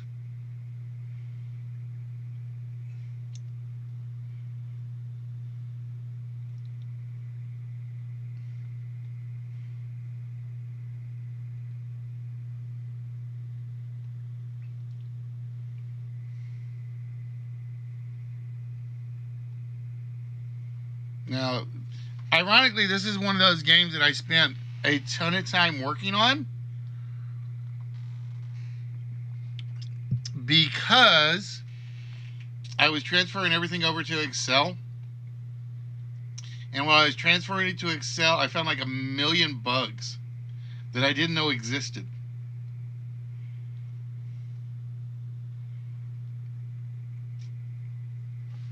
So we're looking for one more interested participant. And again, if you're not interested in participating, you can answer the questions on TrivNow. I do give out whammies on the TrivNow side. So if you guys want channel points, otherwise known as whammies around here, we give those out to the TrivNow players, including the losers of the main game. If you are interested. The more players there are, the more channel points I give out.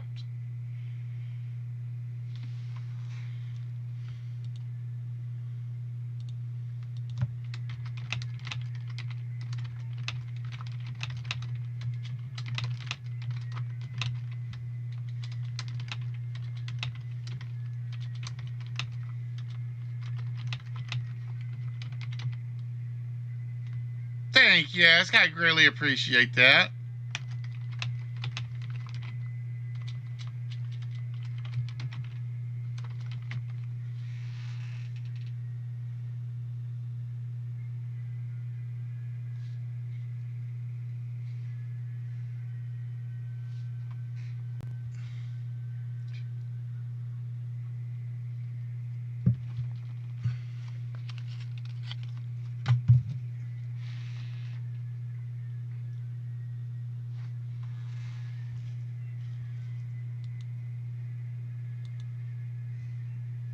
So we'll ask friend a few minutes to see if they're going to show up. And then we will get started with, where's Red? What Red called one of his favorite games I ever played, or I ever put together. I still think he prefers reel to reel, but that's a nightmare to video edit.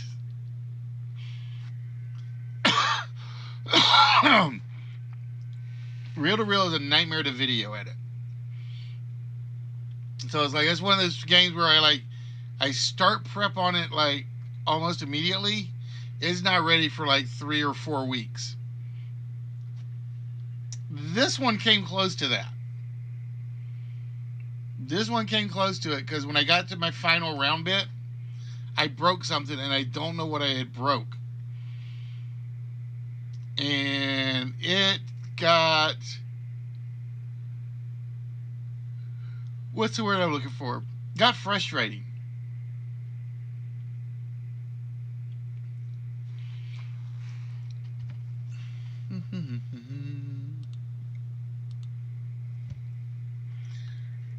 I'm going to take that 1 point off of you, Chase. Just so everybody starts at the same level.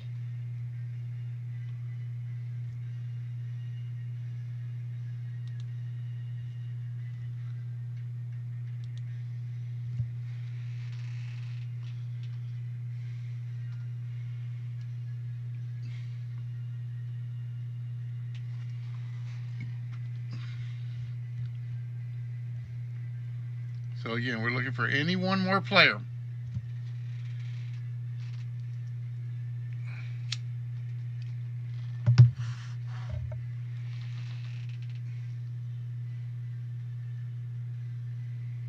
Wish I knew where Egg was. Egg would play this one.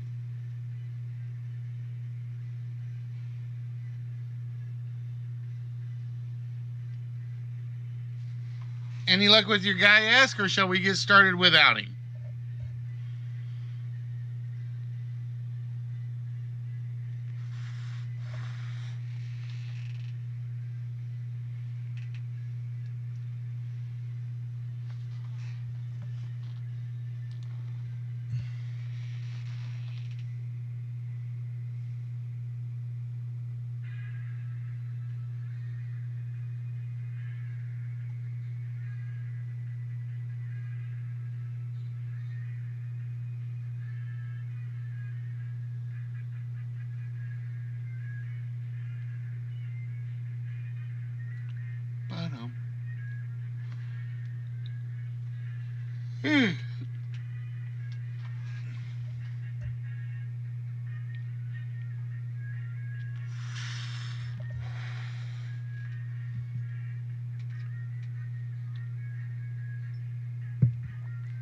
In the first, yeah.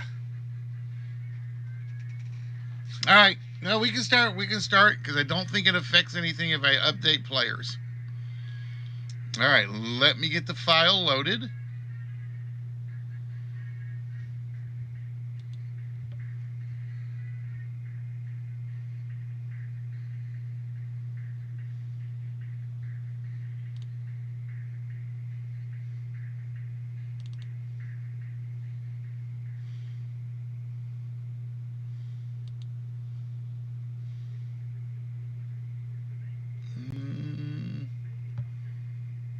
Make sure I'm getting the right one.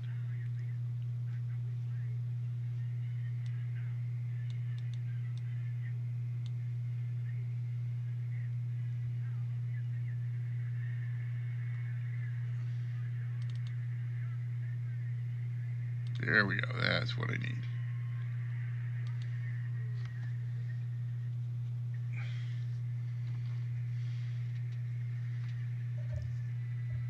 Get the questions loaded.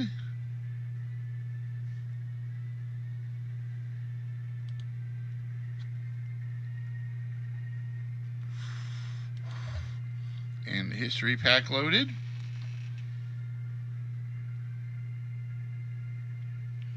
All right, ladies and gentlemen, let's reveal the news. The year is blankety blank, blankety blank. and the UPC barcode system is used for the first time commercially. This event happened in some year. Your 4 alternate headlines. Israel acquires the last 4 of the original 7 Dead Sea Scrolls. Family Feud game show appears on television for the first time on ABC. The first airplane landed at the geographic North Pole. And Iceland's Vigdis Finnbogadóttir began serving as president and the world's first ever female head of state. So those are the 4 headlines. One of those will match the UPC bar coding system. However, to choose one of those headlines, you're going to have to answer this question. While the practice of cryptography has been around for centuries, which author produced the word cryptography? Was it Charles Dickens, William Shakespeare, John Donne, or Edgar Allan Poe? And your timer starts. Triv Now asks, always in Triv Now.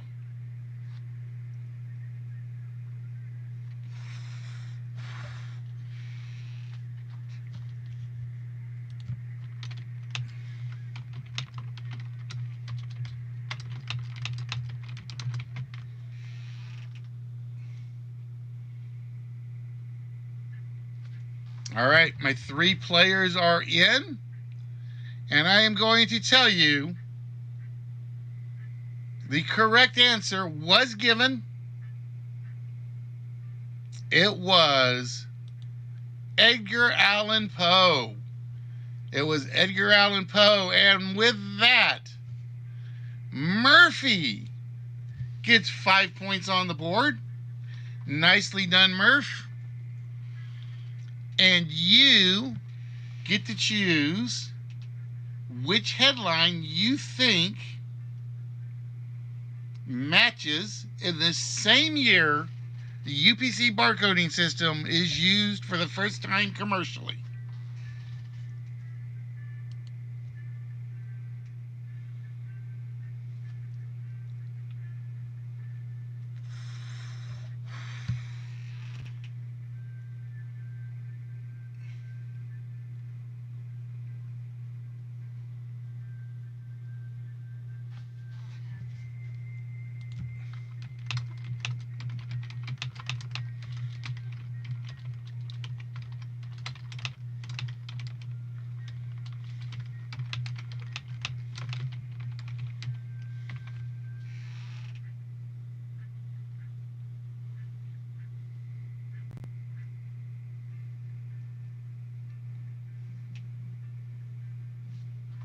So, Murphy, which headline?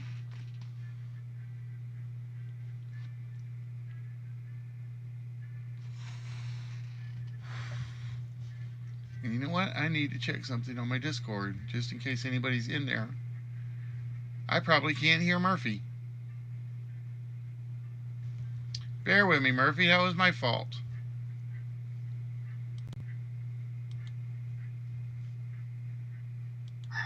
Oh, there we go. Sorry about that, Murphy. Okay. I said the... Oh, now I'm echoing, but I said the first airplane. You think the first airplane landed at the geographic North Pole? Let's find out. What year did the first airplane land at the geographic North Pole? It was 1952. Does that match our barcode?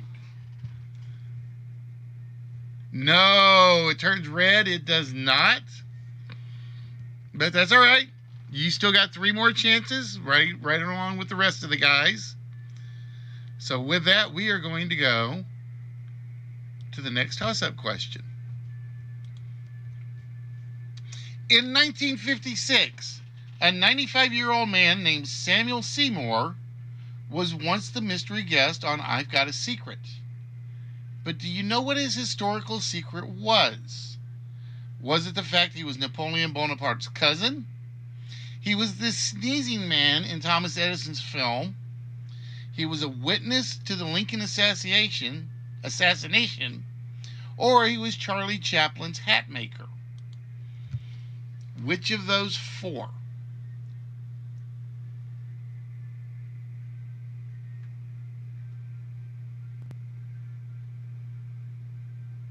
I'm waiting for one more response.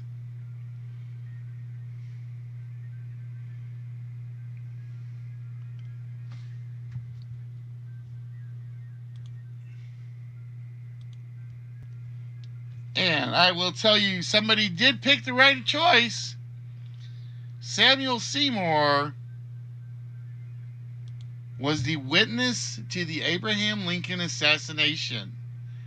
And the first player on the board in 1.8 seconds was Murphy again. Nicely done, Murph. I happened to be on YouTube and I happened to see this episode and I'm like, oh, yeah. So. YouTube is every trivia lover's dream. All right, Murphy, with that means you get to choose one of the remaining headlines.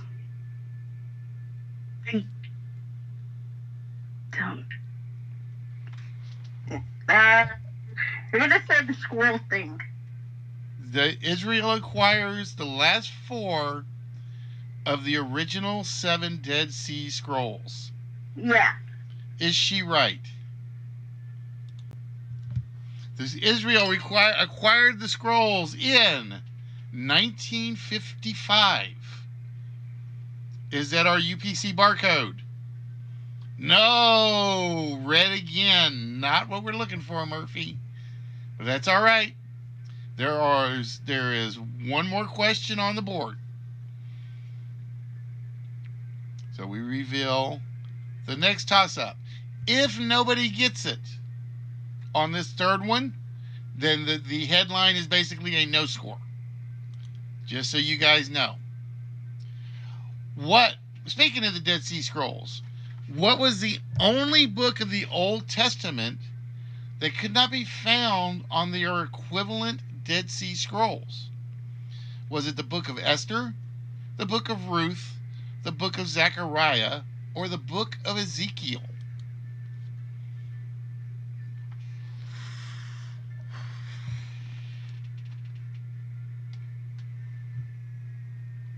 I have my 3 guesses in. And this time, it was the book of Esther. And that means we do have a right answer, or I would send it back. And Chase, nicely done. You are on the board. Very nicely done, my friend. And that means you have a 50-50 shot of winning this board.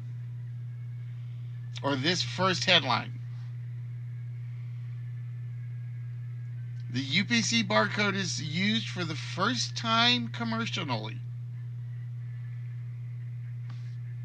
Does that match Family Feud's debut on ABC or Iceland's president becoming the first leader of the first female head of state?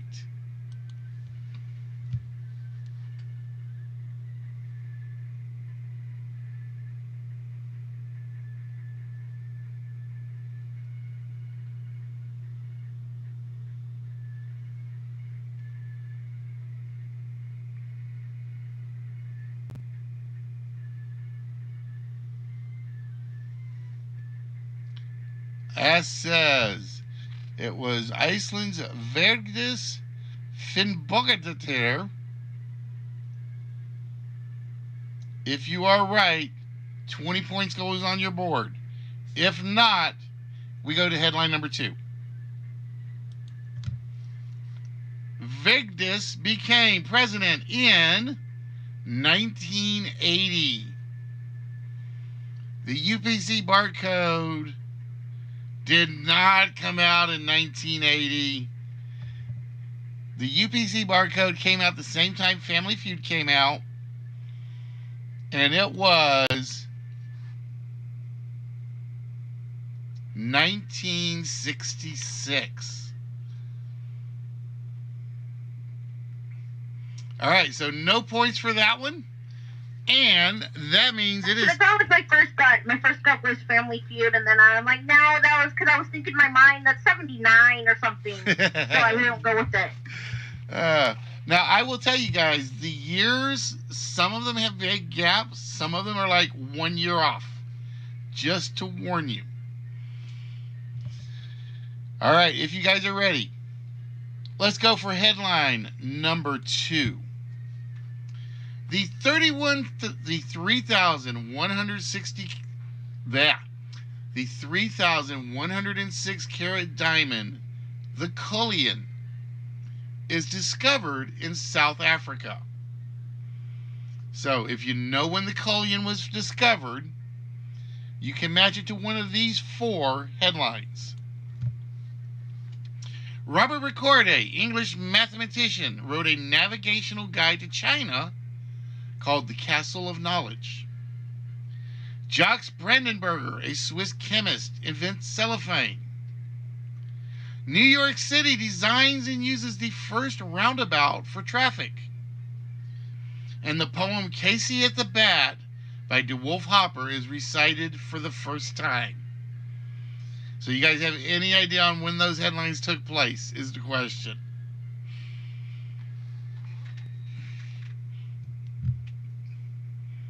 All right. With that, we are going to reveal toss-up question of this round, number 1. Where in the United States is the only diamond mine that is open to the public? Is it in Delaware, Canada, Oklahoma, or Arkansas? Honestly, don't think it's the answer I chose. I'm just doing it for something.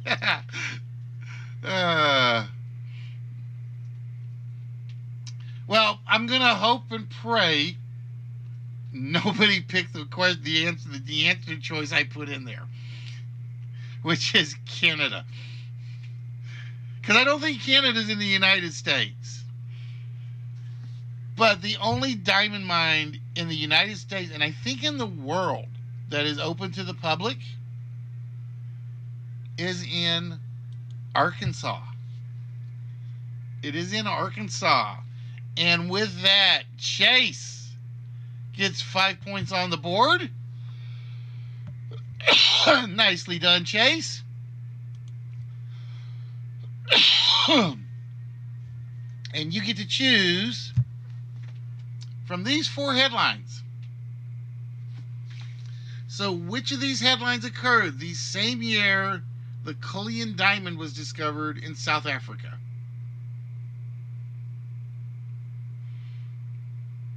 And by the way, Kegs, Murphy picked Delaware just to spite you. Thinking He didn't know it, so... Get your butt in chat, dude.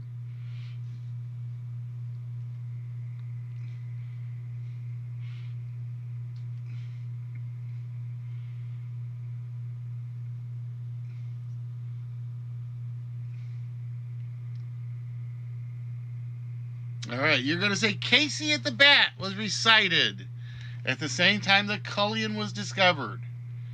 Is he correct? The year that Casey at the Bat was first recited, there was no joy in Mudville in 1888. Oh, it does not match the Cullinan diamond. I did not know that poem was that old. Yes, it was. In fact... I did not know that poem was that old. Yes, it was. Oh, no. Hi, Kegler. Okay. Don't talk to me. Don't even talk to me right now. Turn down your background. You're echoing. Oh, sorry. What, oh, I got something. What did I do wrong? All right. Which... We good now? Yep, better. Which mathematical symbol was Robert Ricordi credited for creating? Was it the equal sign, the function sign, the divisor, or the plus minus sign?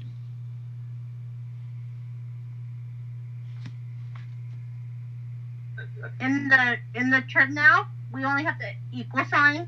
All the others are question marks. It's equals. All the others, well, on my trend now, it's all question marks. The others. Oh, because I forgot it doesn't like symbols. Pick one and tell me which one you pick, Murphy. Same thing. Ask if you pick one. Tell me what you picked. Function, divide. I picked the wrong one then. Equals, function, divide, and plus minus. I did not. The divide one. So. Which one? The divide. Okay. Ask which one did you pick? You said function. Well, I'm going to tell you. Always trust what Triv now shows you, because Robert Ricordi was credited for the equal sign, as Kegler went with. All right, Kegs, 5 points for you. Puts you on the board. And you have your choice of the 3 remaining headlines. The mathematician Robert Ricord wrote in the gentleman we just talked about. Wrote a navigational guide to China called The Castle of Knowledge. Jacques Brandenburger, a Swiss chemist, invented cellophane. New York City designs and uses the first roundabout for traffic.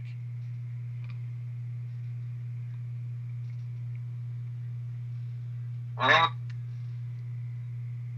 going to go with the Swiss chemist on this one. Right. Jacques Brandenburg. He invented cellophane in 1908. Was that the year of the discovery of the Cullinan diamond? Oh, no, it was not. Good. All right. Your next toss-up, ladies and gentlemen, and final toss-up of this headline. What stain-proof item was Jacques Brandenburger actually trying to make when he invented cellophane? Was he trying to invent stain-proof wallpaper, a stain-proof raincoat, a stain-proof carpet, or a stain-proof tablecloth?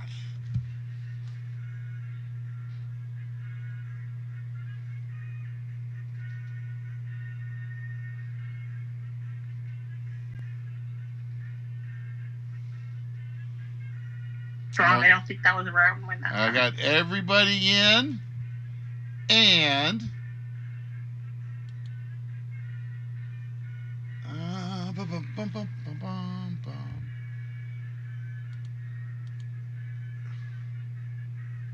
I don't want to give it correct because that's not what it is doing. Where is?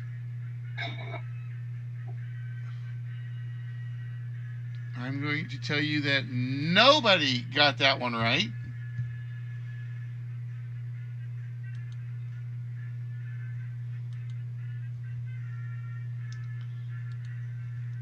And we need to pull that one up again. Oh, option. There's carpet around at that time, so. So I will tell you, the choices that were taken were wallpaper and carpet.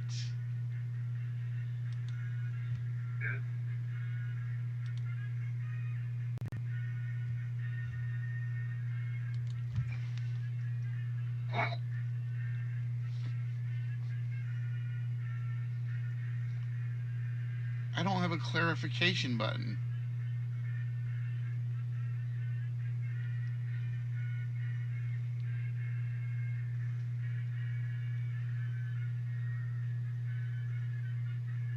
Murphy, get your guess in for me. What? I said it back because, I'm going to laugh at this in a minute. I had to send the question back. Mm-hmm. Go ahead and pick your choice. The same one I did, or? Nope. Okay. Well. Because I just said everybody had picked wallpaper or carpet, and I had to send it back to you because nobody was right. And then Kegler and Chase, when I sent it back, Same answer. gave the same answer. Went with wallpaper. However, Murphy heard what I said apparently, because she said tablecloth. Oh, just for that, boys. Just for that.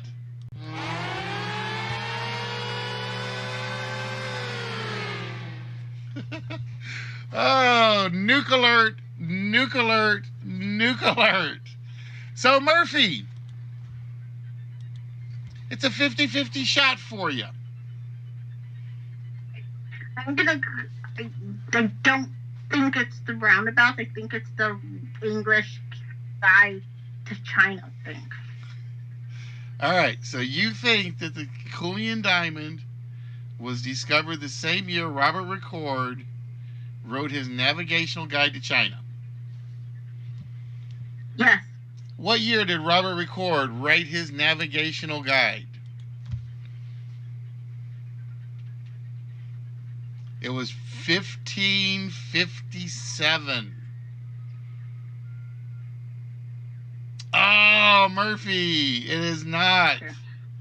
It was New York City. They used the first ever roundabout. Take that, Brits. A roundabout's not your idea. And it was done in 1905. In fact, the other story is, if you guys know the city of Carmel, Indiana, the mayor of Carmel back in the 1980s replaced every traffic light with a roundabout. Said it saved everybody on insurance and medical because traffic accidents dropped by about 75%. Oh, so no bonus for you on that one, Murphy. All right. So let's go to headline number 3. Sweden becomes the first European country to introduce banknotes. And your alternate headlines. The first insurance company was formed in London. Ye Bear and Ye Cub, the first play that was performed in North America, was performed in Accomack, Virginia. A yacht race between King Charles and the Duke of York made yachting fashionable among high-class Englanders. And the Paris Opera Ballet was founded. Those will be your 4 alternate headlines. Your first toss-up question of this board.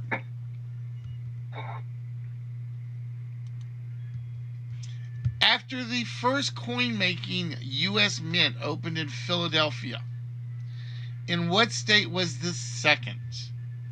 Was the second mint created in U.S. mint created in New York, North Carolina, Georgia, or Louisiana?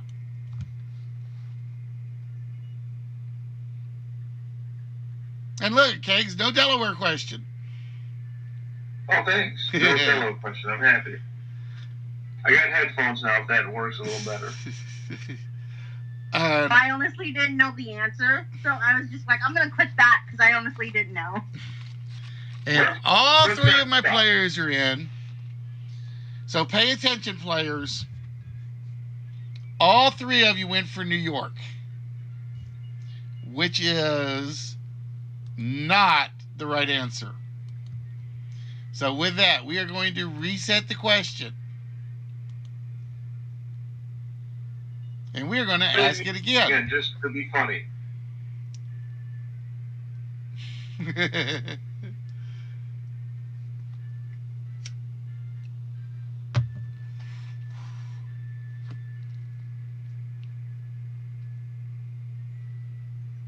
on Chase.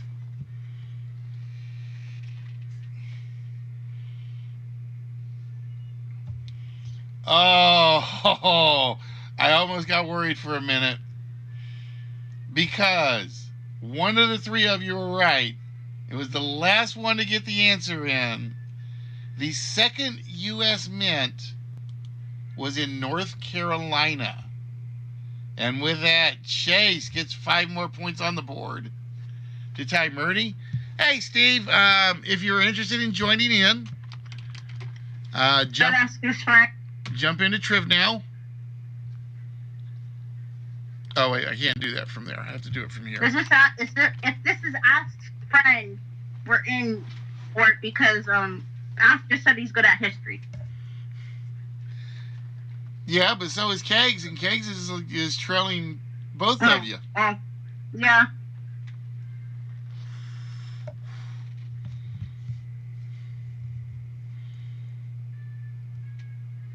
All right, so with that, Ask, here are your alternate headlines again.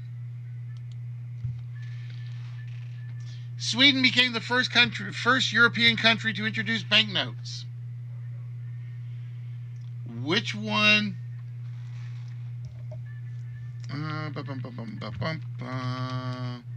It's in the chat, Steve.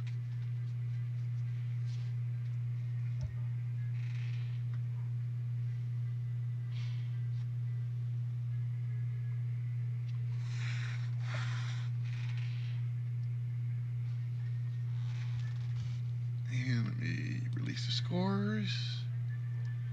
Close that real quick, and I'll go over to the leaderboard, see if he shows up. We can wait for him. You're going to say the Paris Opera was founded the same year Sweden introduced banknotes. Are you right? The Paris Opera Ballet was founded in 1661. Did Sweden introduce banknotes in 1661? They did. Nicely done, Ask. They had to put it was the precursor to stripper poles and everything else. Put the banknotes in the tutu string, and with that, puts Ask at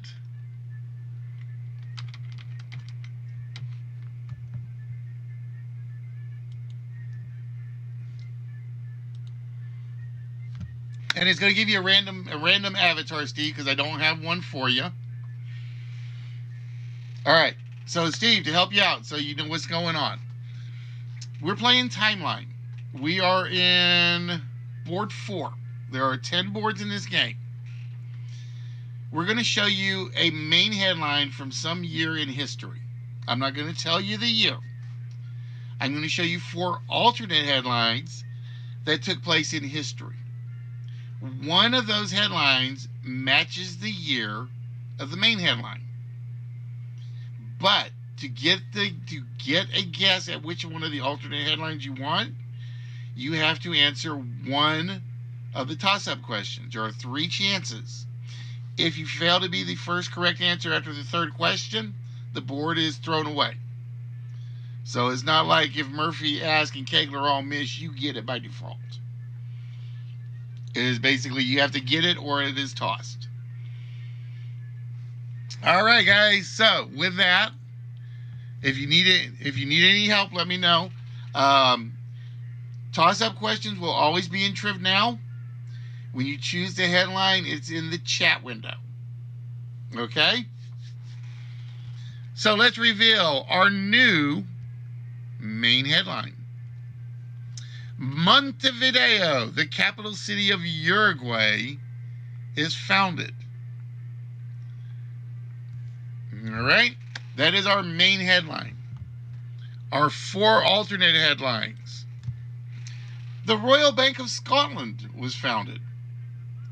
The smallpox vaccination was first administered. Jonathan Swift authored Gulliver's Travels. Antonio Stradivari, violin maker of all time, dies. So those are your 4 headlines.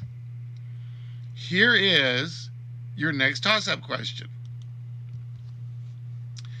Which Latin American country, other than Uruguay, is the only one that allows abortions on demand? Just so happens this is Is this Peru, Belize, El Salvador, or Guyana?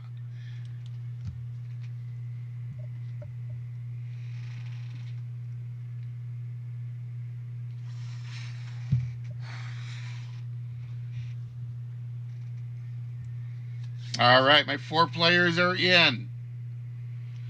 And my fastest player was Murphy, who went with Guyana. Why Guyana, Murphy? What? Why Guyana? Why not one of the other ones? I don't know, because I just chose one. Just chose one. Well, you and Kegler chose the same. But you beat Kegler's by about 0.6 of a second, if you are right. And you are right. It is Guyana. Guyana and Uruguay are the only 2 Latin American countries that allow abortion on demand. And that gives you 5 more points, Murphy. And you get to choose the next headline that you think is going to match. I'm going to say smallpox vaccine. So you think Montevideo in South America came about the same year smallpox was first administered? Yes. Let's find out. What year was smallpox first administered? 1721. What year was Montevideo? Oh, not 1721. But you guys will notice the 3 questions relate to the headlines in some way. I think except for one time because I goofed. As you guys will find out shortly. All right, ladies and gentlemen. Your next toss-up question. Which group of people did Edward Jenner note were less likely to get smallpox than any other? Was it bricklayers, milkmaids, coal miners, or swimmers? Which group of people did Edward Jenner note were less likely to get smallpox than any other? Question? And the turn now is when you bought early fire. Okay, cancel that Returns one. what? That's the question. It jumped questions. Hold on. Thank you, Murphy.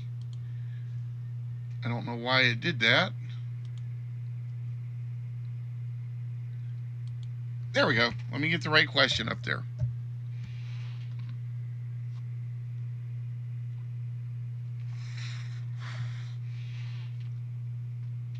Yeah, it jumped my questions for some reason.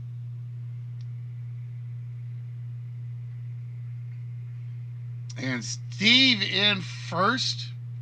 And he said it's milkmaids. Is it milkmaids?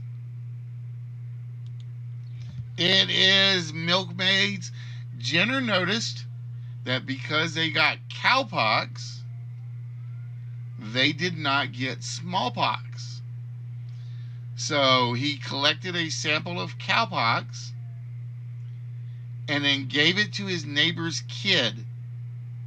It had been classified as having smallpox, and it actually worked.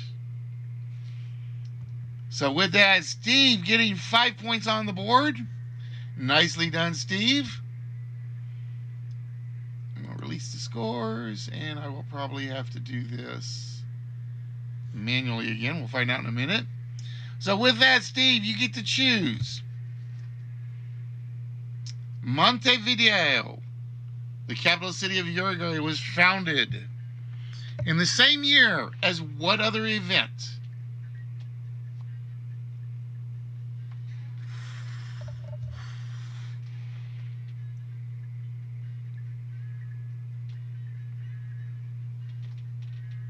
And again, you can use the chat or the Discord for the headline guess. Use there's an event chat. Yep, I know, I see it. Yeah. Okay. All right, Steve says he wrote Gulliver's Travels. Yeah, no, I've got both chats up, Murphy, just in case. What year did Jonathan Swift write Gulliver Travels? That was 1726. Is that the year of Montevideo? It is. Montevideo, capital city of Uruguay, was founded in 1726 after I don't want to say nasty, but a bloody battle with the locals. So with that, Steve gets 20 points on the board. Nicely done, Steve. And that means we go to our next headline. And our next headline, RJ Tires patents roller skates. RJ Tires patents roller skates. Your alternate headlines. London University was founded. The poem A Visit from St. Nicholas was published. Mary Had a Little Lamb was written. And the brothers Clement and August Brenninkmeijer founded the Dutch textile shop and future supermarket C&A. All right, here is toss-up question number 1. Which bank-robbing gangster reportedly became a public favorite by burning mortgage papers, freeing people from debt because the banks couldn't prove they were still due money? Was that Tony Accardo, Lucky Luciano, Bugs Moran, or Pretty Boy Floyd?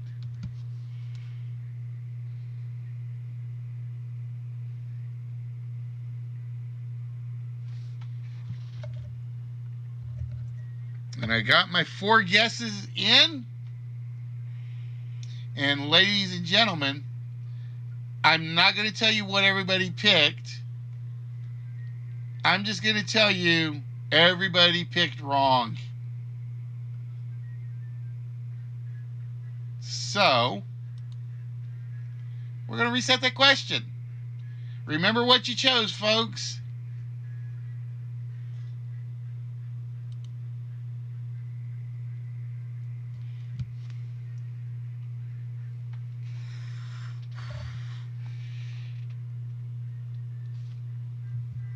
All right, our 4 guesses are in. We have a winner this time. It is Kegler Coach, who picked Pretty Boy Floyd. Yeah, he was loved by the public. That's why the FBI could never get him. Because nobody would give Floyd up. And with that, Kegler, 5 more points on the board for you. Yeah, I'm here. Yay. Hooray, I got one right. Somebody walks in and all of a sudden has more points than I do. And your headline choices. London University was founded. The poem A Visit from St. Nicholas was published. Mary Had a Little Lamb was written. Or the brothers Brenninkmeijer founded the Dutch textile shop and future supermarket C&A.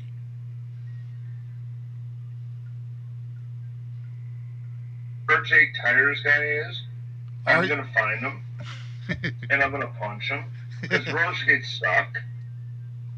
That's just my comment. I hated roller skates when I was a kid. Oh, I loved them as a kid.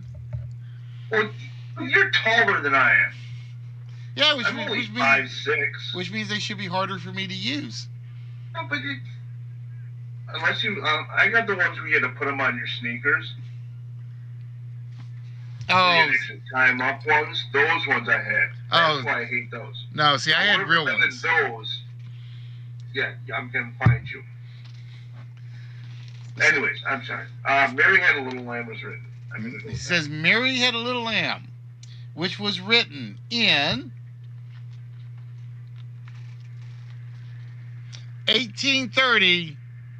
Were roller skates invented in 1830?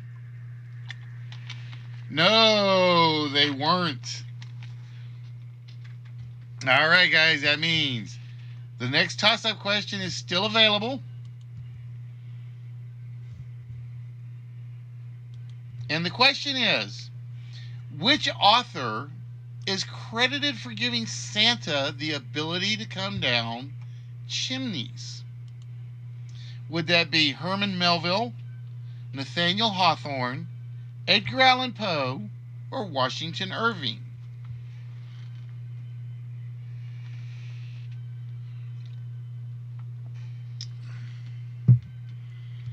Which author is credited for giving Santa the ability to come down chimneys? I have my 4 guesses in, and I have a right answer. In one of his guides to New York, don't ask me why it's in the New York Guide, he talks about St. Nicholas and his rattling in the chimney. That is the same man that wrote Rip Van Winkle or Washington Irving. Nicely done, Steve. 5 more points for you. And we reveal your alternate headlines.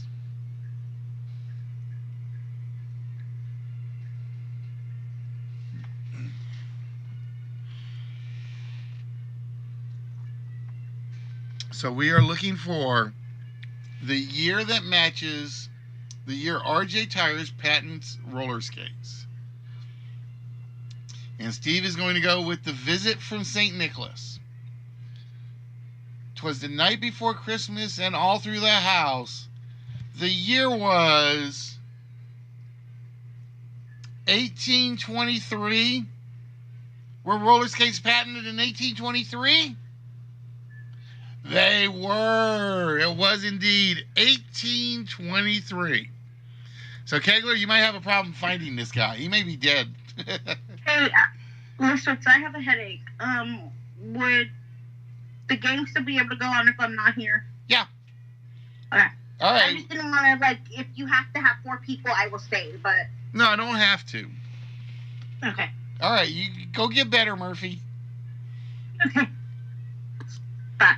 All right, bye, dear. All right, guys.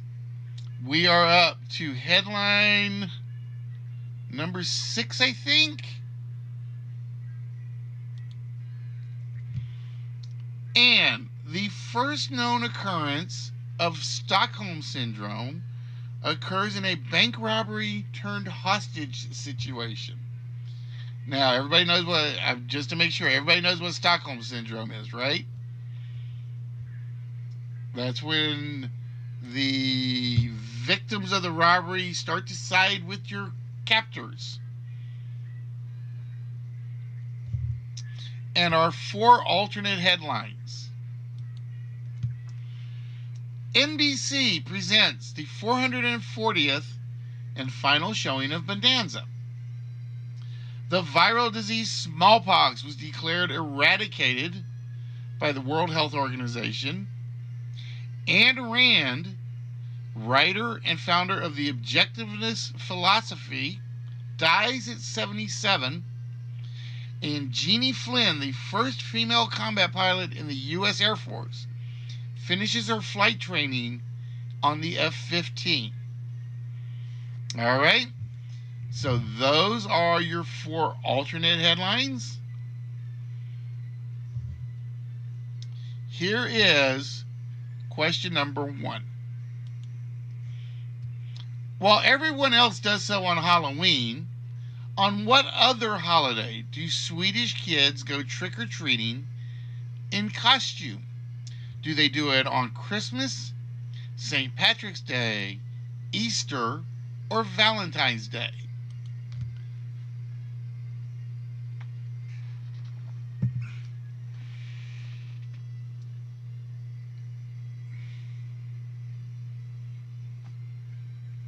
Have my 3 guesses in. And again, if you guys are in the audience and you want to answer the toss-up questions, please feel free to join us on Triv Now. I give credit to everybody that's in answering questions in the toss-ups. You guys will earn channel points as based on how many people there are. You guys just will not be answering headline questions. And currently, everybody is in, other than Murphy. The correct answer was given, and I will tell you, I did not know this. This is a new one on me. Swedes actually celebrate Easter as Witches' Night, so to speak. I have to go find the actual statement. But all the kids dress up as witches, particularly, and they go around trick-or-treating. And that partially is because Sweden is a non-secular country. So they celebrate Easter a little different. And the one that knew that was Steve. Nicely done, Steve. And you get to choose from these 4 headlines. Which headline occurred the same year the first known occurrence of Stockholm Syndrome occurs?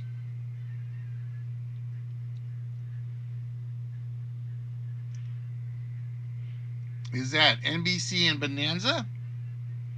Smallpox is declared eradicated. He says Ayn Rand died the same year. What year did Ayn Rand, the author of The Fountainhead, Atlas Shrugged, and a few other books, she actually wrote a lot more than I realized. What year did Ayn Rand die? She died in 1982. Was that our first known occurrence? No. Stockholm Syndrome did not first appear in 1982. So we go to toss-up question number 2. When Dan Blocker died from a failed surgery, we'll get to the right question. He was an actor on Bonanza. On Bonanza, how did they explain his character's absence? Did they say his character was shot in a gunfight? That he married and started up a new ranch? He was killed in a bank holdup? Or drowned saving a woman?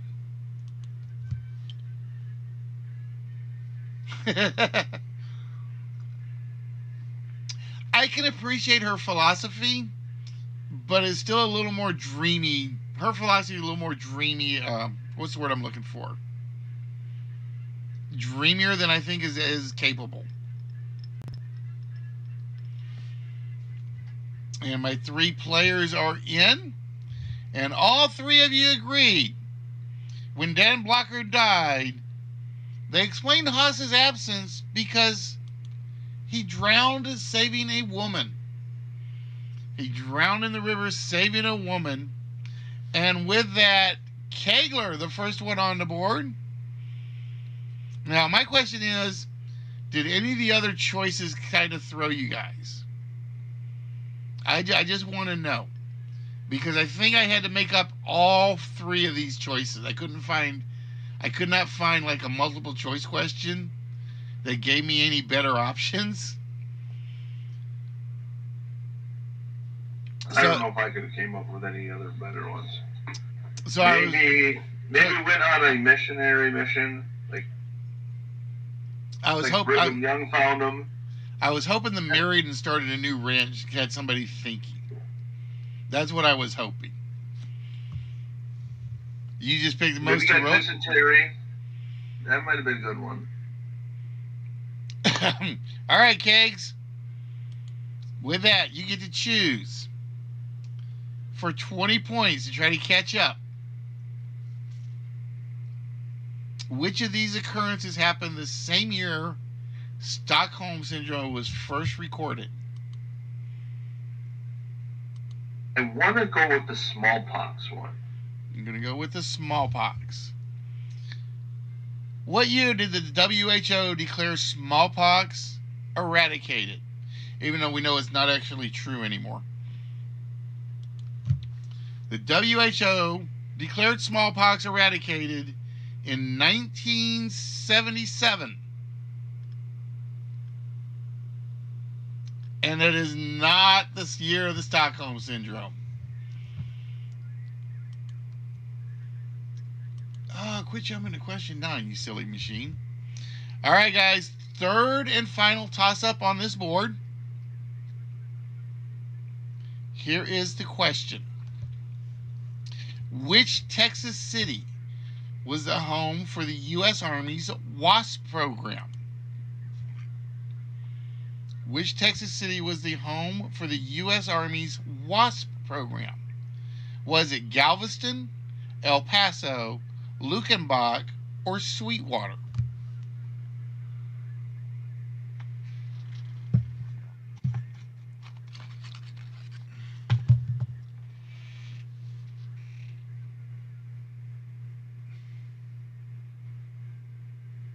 Waiting for Kegs. And we have our 3 players in. And guess what, players? We got to reset the question because nobody got it. So remember what you chose, because you chose wrong the first time.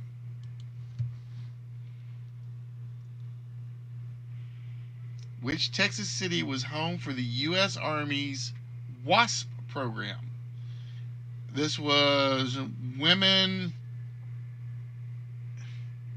in the armed services and piloting, I think.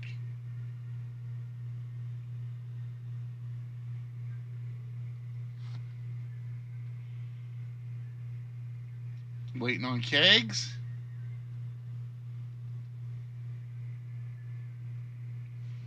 And we have correct answer in by about 28 seconds over Kegler. It was Sweetwater, Texas, and that goes to Steve. That was basically the WASP were the first women pilots, and then they got moved to combat pilots later on. So nicely done, Steve. And with that, it is the last chance for this headline.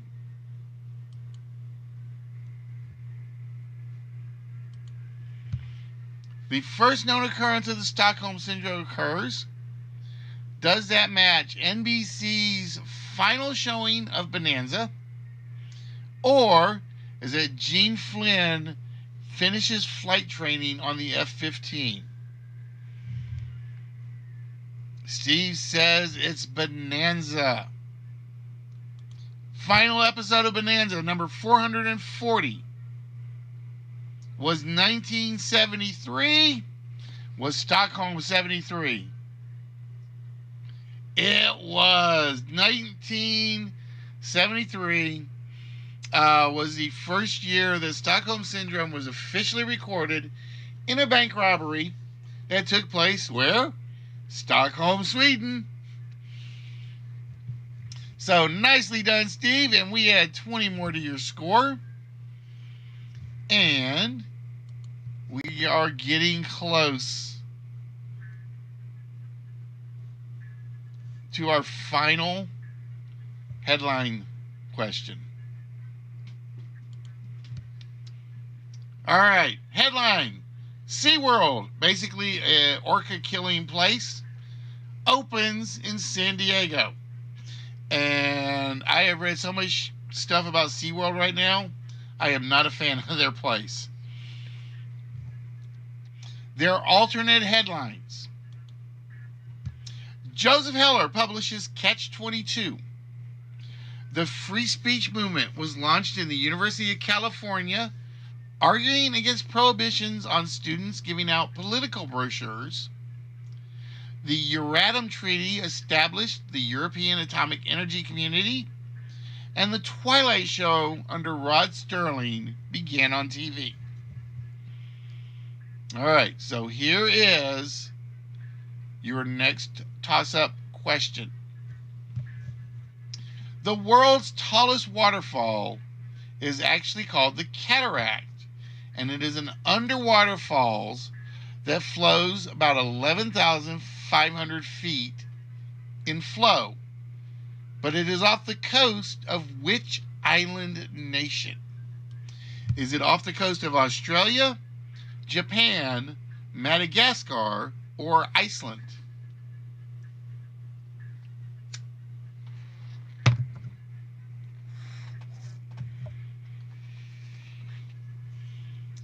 My 3 players are in, and it is 11,500 feet, which makes it the tallest waterfall in the world, underwater, off the coast of Iceland.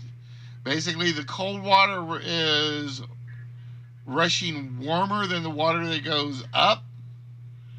So it's basically an underwater waterfall cycle, is basically what they say it is. And with that, Kegler, 20 points on the board for you. And you get to choose from these headlines. Which of these occurred the same year SeaWorld opened in San Diego? We go with the Catch 22. Joseph Heller wrote Catch 22 in 1961. Did SeaWorld open in 1961? No, it didn't. All right, guys. Your next toss-up question. In the city of Sao Paulo, people were so upset with their local government that they voted Cacareco to their city council. What was Cacareco? Was he a rhinoceros, a tiger, a grandfather clock, or a statue?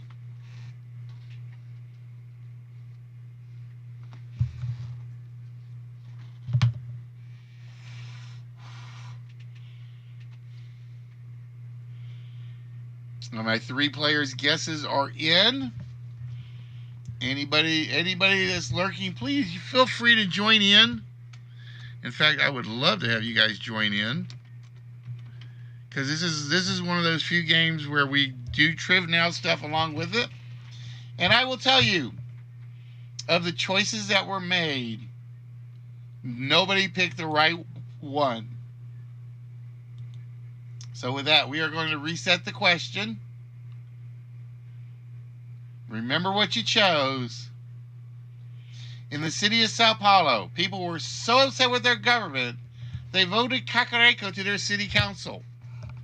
What was Cacareco?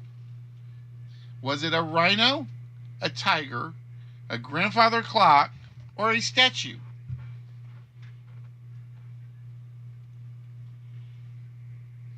And with that, we have a correct answer. Cacareco was a rhinoceros. They voted a rhinoceros to their city council. And with that, Chase, 5 more points on the board.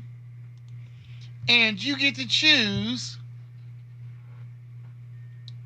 the headline. Which news item occurred the same year SeaWorld opened in San Diego?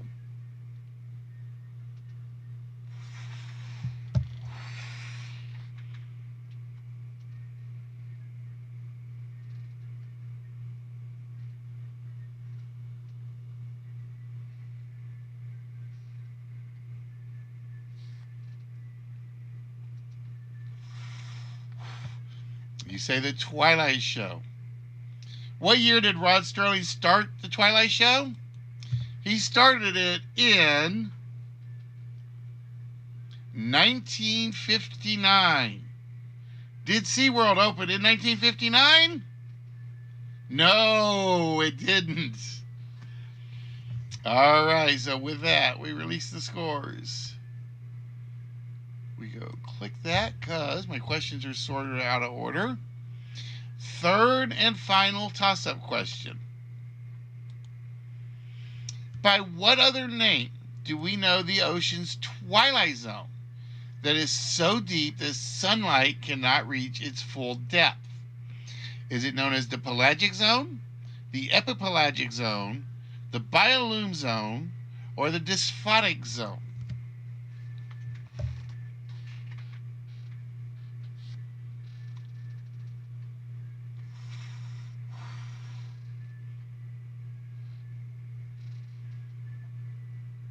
And everybody is in, and we have a correct answer. It was, or the twilight zone, which is basically as far down as sunlight can go into the ocean. Is basically, if you hit this zone, which I think is 600 meters, if you look up, you'll see just enough light so it looks twilight-ish. If you look down, you can't see a thing. And they say that the dysphotic zone has so much life down there that we haven't discovered yet.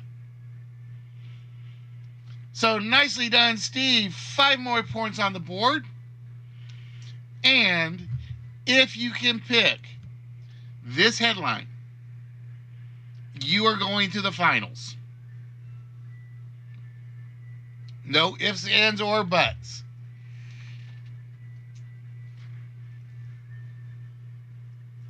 SeaWorld opened in San Diego in some year. Did the free speech movement in Berkeley, California happen the same year? Or did the European Atomic Energy Committee happen in the same year? He says it's the Euratom Treaty, which occurred in 1957. Did SeaWorld open in 1957? No, it was the free speech movement. The free speech movement opened or launched in Berkeley in 1964. And that was the first year SeaWorld opened in San Diego. Now, if you guys ever want something to protest SeaWorld. And I'll give you an example of why. You know, they're giant tanks that only go about 600 feet. The killer whales in those tanks need to be able to hit a depth of 11,000 feet for full health. I don't care what anybody says, 600 feet or 400 feet and 11,000 feet is a big ass difference. I am not one for like protesting, animal protest or anything. I take care of animals, yes. But it was like, that one kind of bugged me. And originally SeaWorld was supposed to be an amusement park, not just a show and aquarium thing. It was like four guys from UCLA got together and decided we're going to make this giant amusement park, and all they could come up with was like an aquarium out of it with occasional animal shows. So, ladies and gentlemen, congratulations to Steve the Beer Nerd, who is our time machine champion. But don't go anywhere, Steve, because we got 2 tasks left. And task number 1 is to award you your prize. And I think it's kind of obvious. We had to go back a little in history for you for this one. Let me get over to the main camera.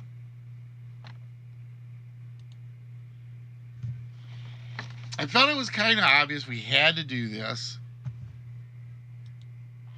There we go. Oh, that's when one is not on.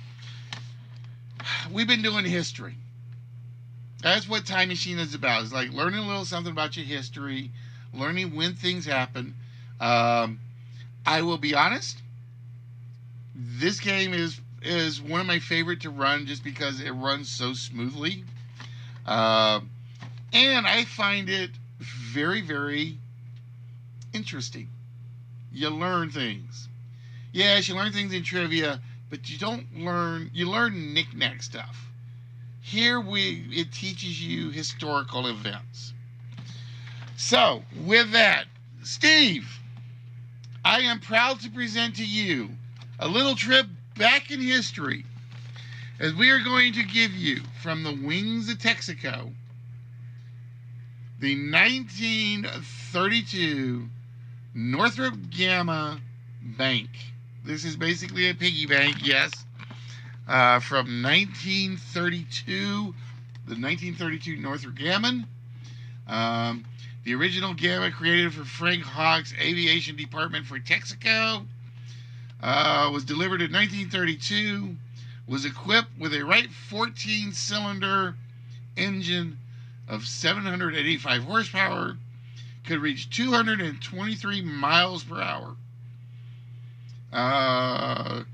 Cruised up to 2,500 miles. And it flew nonstop from Los Angeles to New York in 13 hours and 27 minutes, breaking the old record by 23 hours.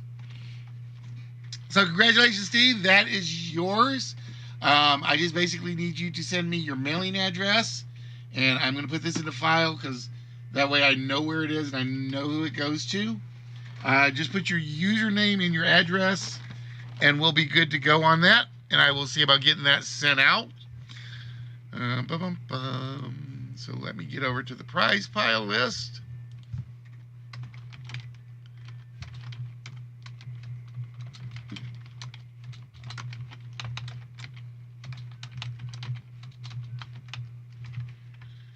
But we got one more thing for you to do. The game is not over. For you, we are going to take you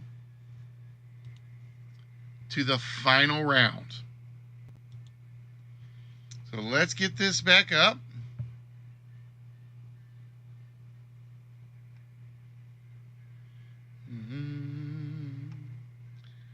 Where did my main game board go?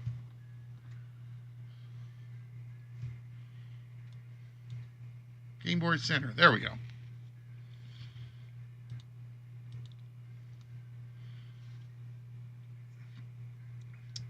And I need the final 10.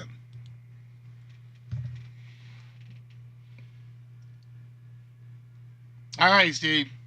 So this is the final round. We are going to give you 10 items of history that happened between 1820 and 1829. For instance, Samuel Morey patents the internal combustion engine. Happened in one of those years. It is the only thing on this list that happened in that year. John Herschel proposed contact lenses for the first time. The angel Moroni reportedly first appeared to Joseph Smith. 11-year-old Franz Liszt made his debut as a pianist for Isabella Colbran. The United States offers to buy Texas from Mexico. Freed American slaves formed the country of Liberia. The first edition of Noah Webster's American Dictionary of the English Language was published. Guatemala established independence. Russia and Britain established the Alaska-Canada boundary. And finally, Florence Nightingale is born. You're going to have 3 chances to put these 10 items in order. So, all you have to do is give me the item and the year you think it happened.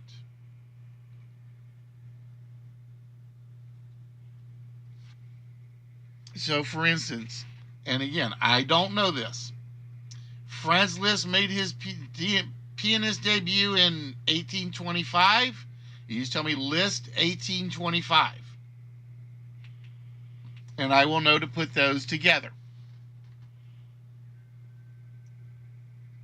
We just basically need you to put all 10 items in order from 1820 to 1825. And while you are doing that, I am going to head over to the scoreboard. Let's see, how many headlines do we have left? 1, 2, 3. Yeah, we had 3 headlines left, but I think we were good with 7. You guys think so?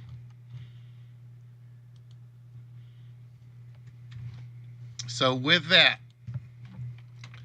whammy. All right, so you're going to say Liberia was set up in 1822. Now ignore the 0 because we haven't run a total yet.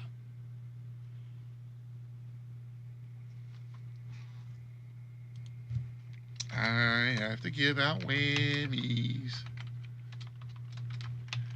Chase actually you finished on top in the Triv Now app with 9 correct points, which gives you Franz Liszt 1826, 225 whammies. Kegler, you did do pretty good yourself on that. You got 8 points on 8 questions. Noah Webster, 1823.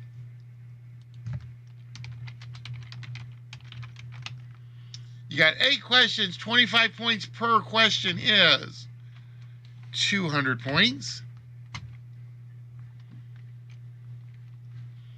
Guatemala established its independence in 1820.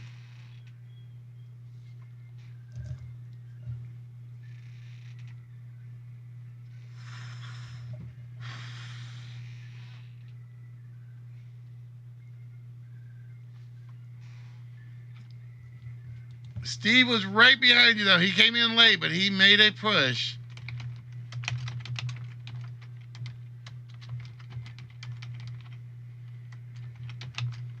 With 6 questions right for 150 points. Alaska border was established in 1828. And then Murphy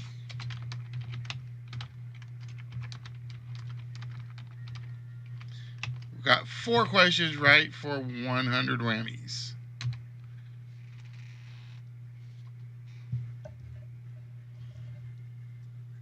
Florence Nightingale, 1827. The contact lens in 1821.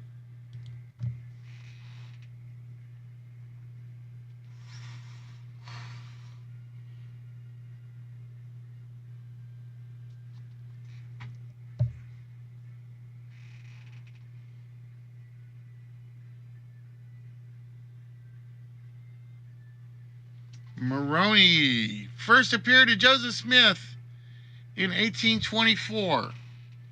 All right. So, was the internal combustion engine in 1825, or did the U.S. offer to buy Mexico in 1825?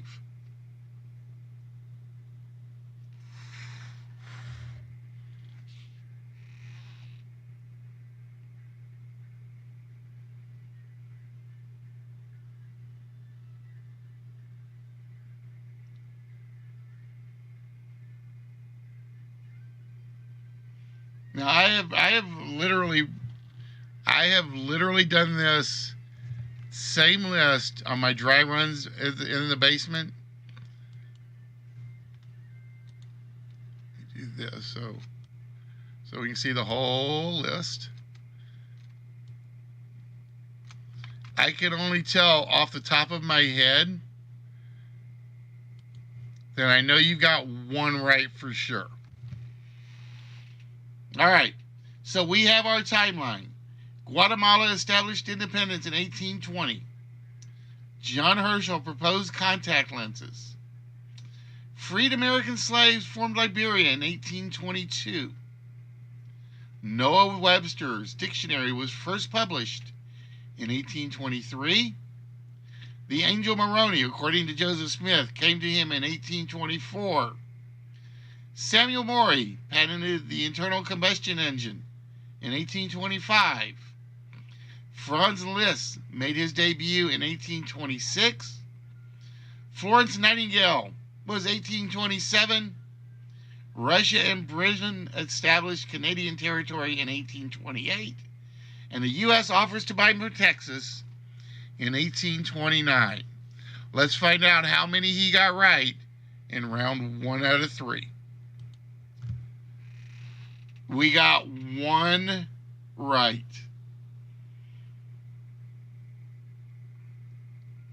You got 1 out of 10, Steve.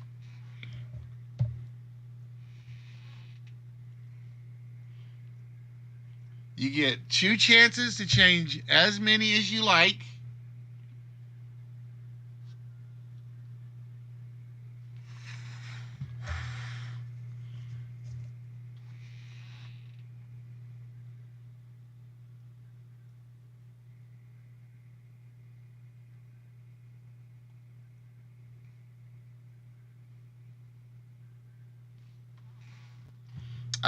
I think I know which one is definitely right.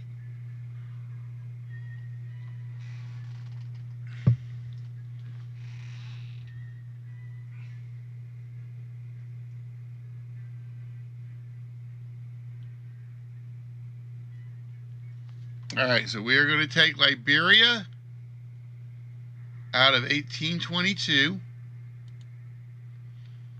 and we are going to move that to 1825.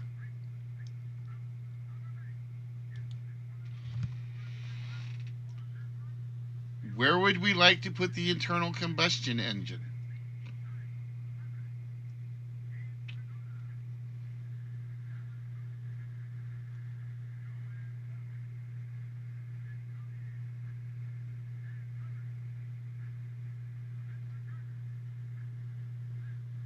I should ask, which one would you like to keep in place? All right, 1828.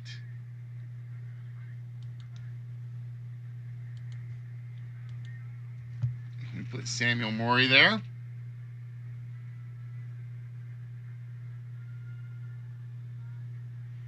Not as easy as it looks, is it?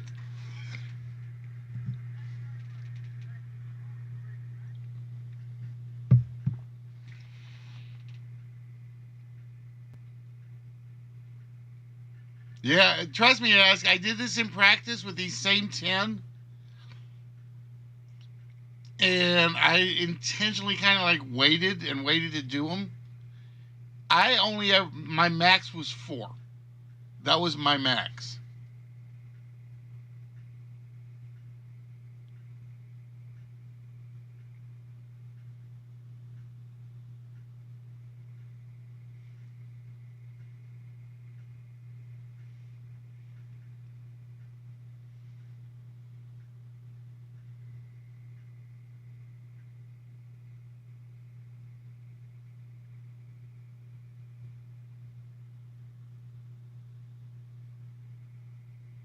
Now, on the game show, you only have 60 seconds. All right, we're going to move Webster's from 1823. Take out Moroni. We're going to move Webster to 1824.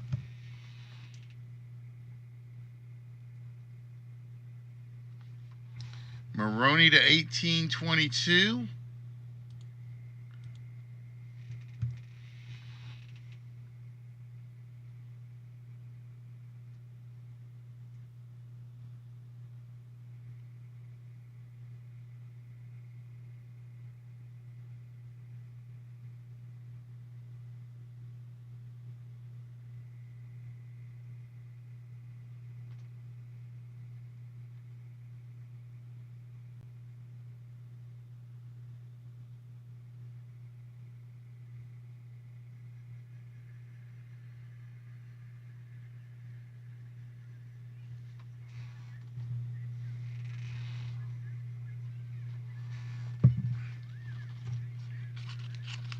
See, if I remember rightly, they changed the final on history, because this is based off of History IQ, not off the Time Machine.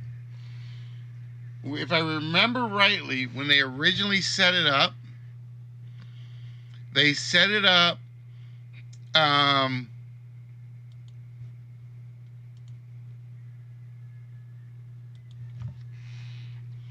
where you could drop any one in, and if it was wrong, it would push back up, but you couldn't pick that one again until it circled back around. I thought about doing it that way, but it's like I kind of like this a little better because it's a little easier to program.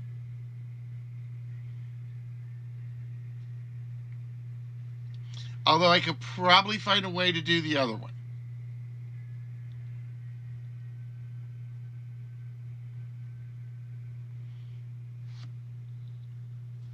So it's like if Steve had gone in and said, and again, I'm just going to pick one because I don't know. If he had said the Liberian slaves was 1825, it would tell him it's wrong. It would push the Liberia question to the back of the pile, and then he would get the next headline and he would have to put it in. Which probably is a little easier, and I may try to change this to match it, but I do kind of like this. Kind of a wipeout feel.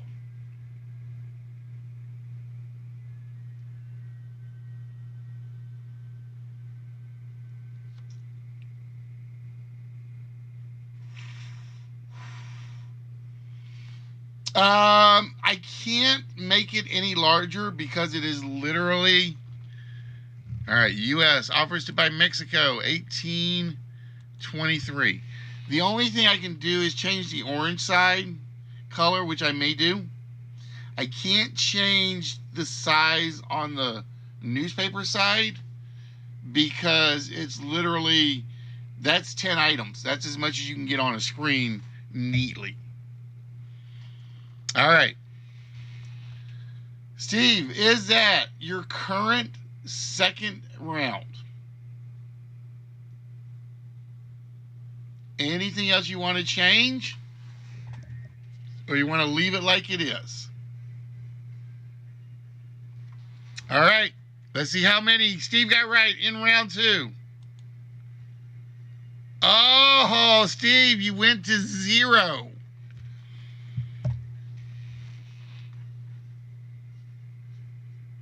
You dropped down to 0.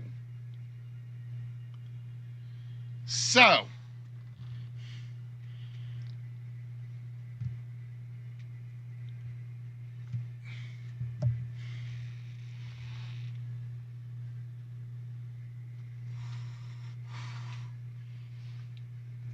you basically have to move everything. The question is, what are you going to move and where? It's almost like a brand new start.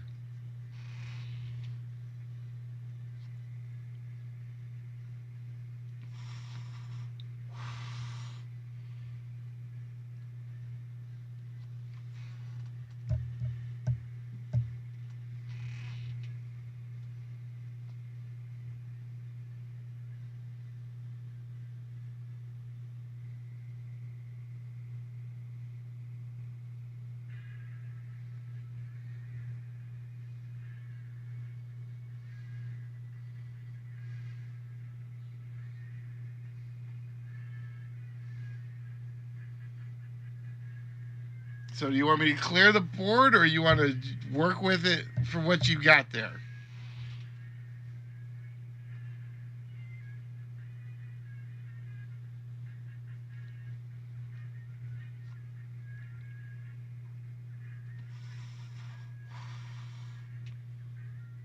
Clear the board. All right, let's clear the board.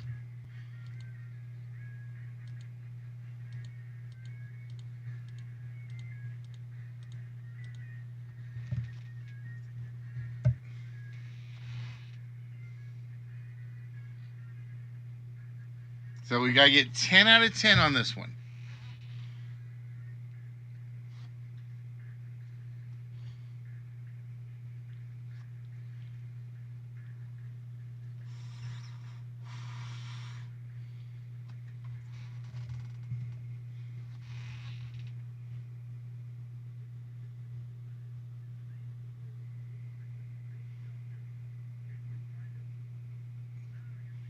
And for every one you get right on this one, and if you don't get all 10, I will add 20 whammies for each one.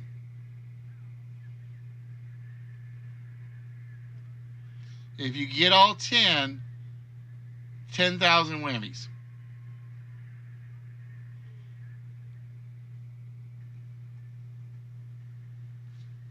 Or I'll say 100 for each right one. But we'll do it. We'll do like the games do. It's like 100 for each correct one, times 10 if you get all 10 of them.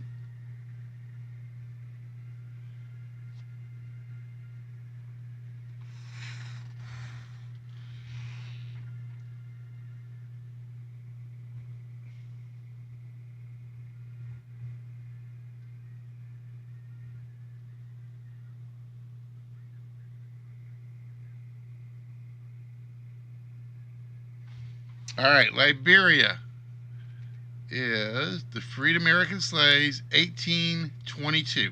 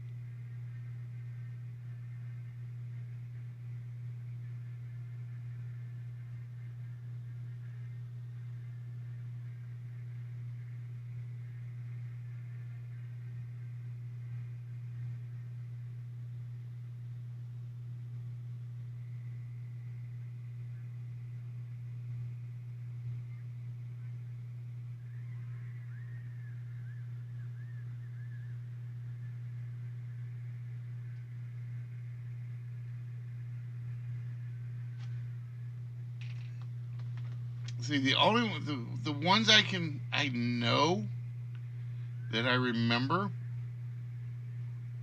No, I'm not gonna do that. I might give something away.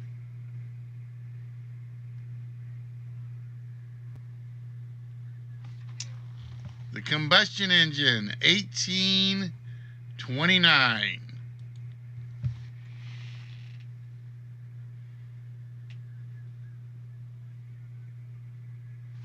Alaska, 1820.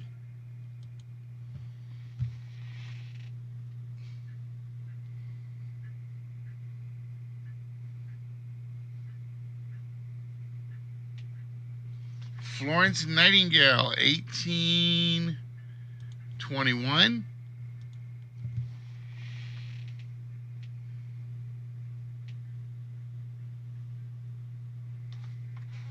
Contact lenses, 1823.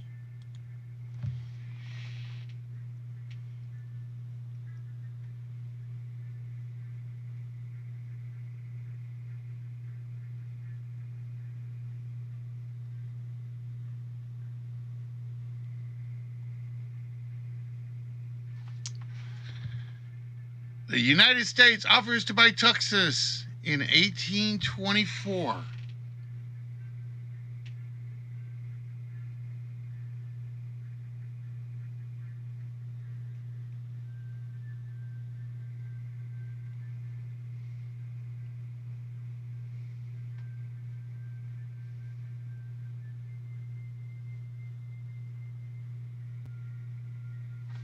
Noah's Dictionary, 1825.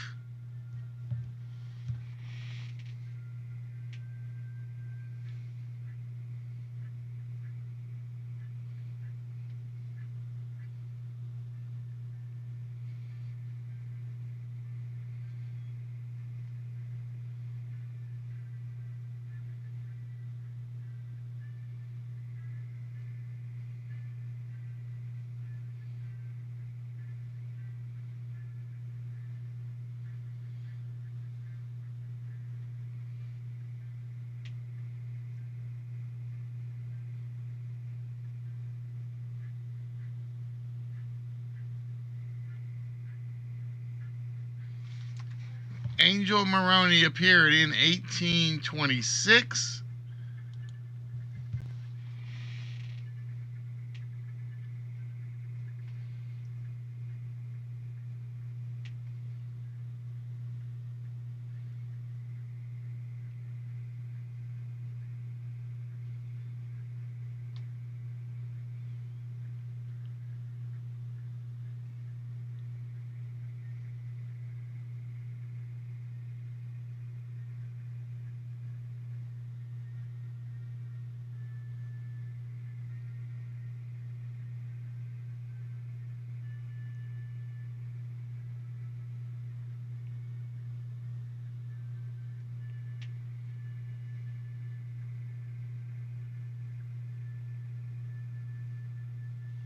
Hey, Kegs, put up a bet on how many people... Oh, Kegs already left. Kegs left me... I was going to have Kegs put up a bet, see how many people thought you got right. Franz Liszt, 1827. And that means Guatemala in 1828. All right, this is the third and final board settle. Anything you want to change?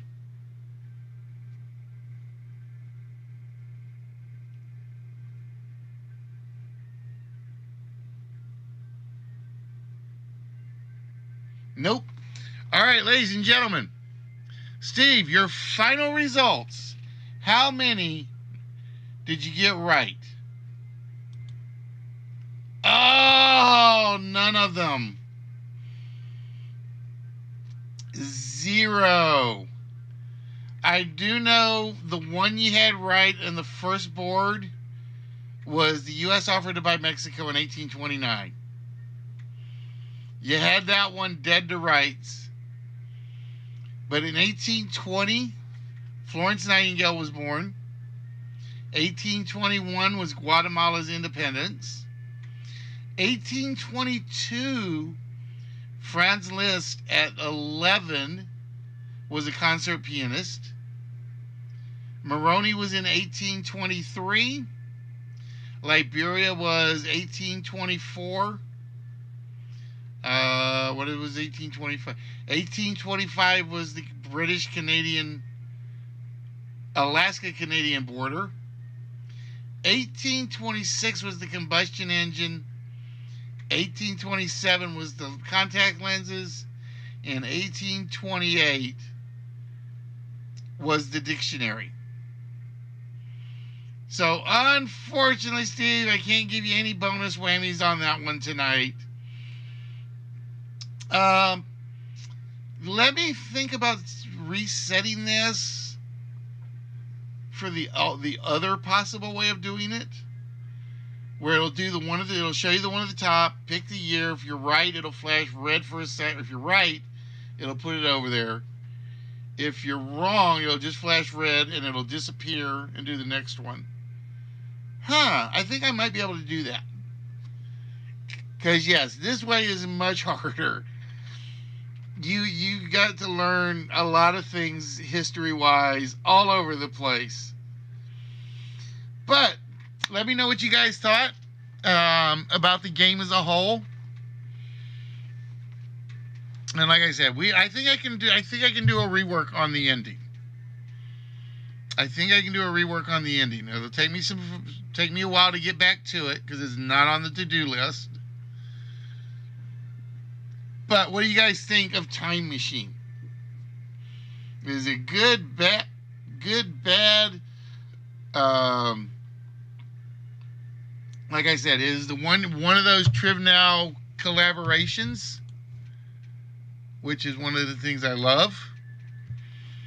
And like I said, so Steve, Ash says you are a history nerd, so to speak.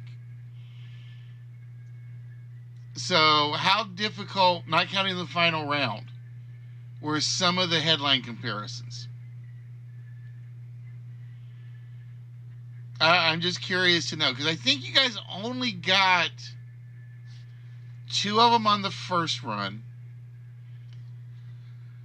I think everything else took at least two questions. Maybe a little too hard. The headlines are not supposed to be easy. That's why the questions are a little easier. And like I said, I know the final is like near impossible.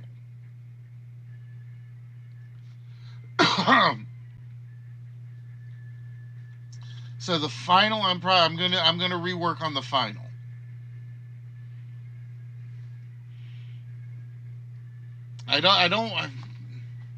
The headline should be hard, because I'll give you an example. At least for this current file, everything in there, like I said, other than the death of Ayn Rand and the death of Antonio Stradivarius, those were the only 2 you had to pick the year they died.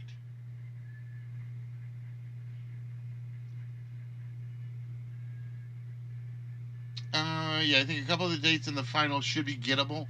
Yeah, like I said, because when he got the first one, which was the U.S. Texas one in 1829, and then I'm thinking he's going to pull that one. I can see him pulling that one wrong.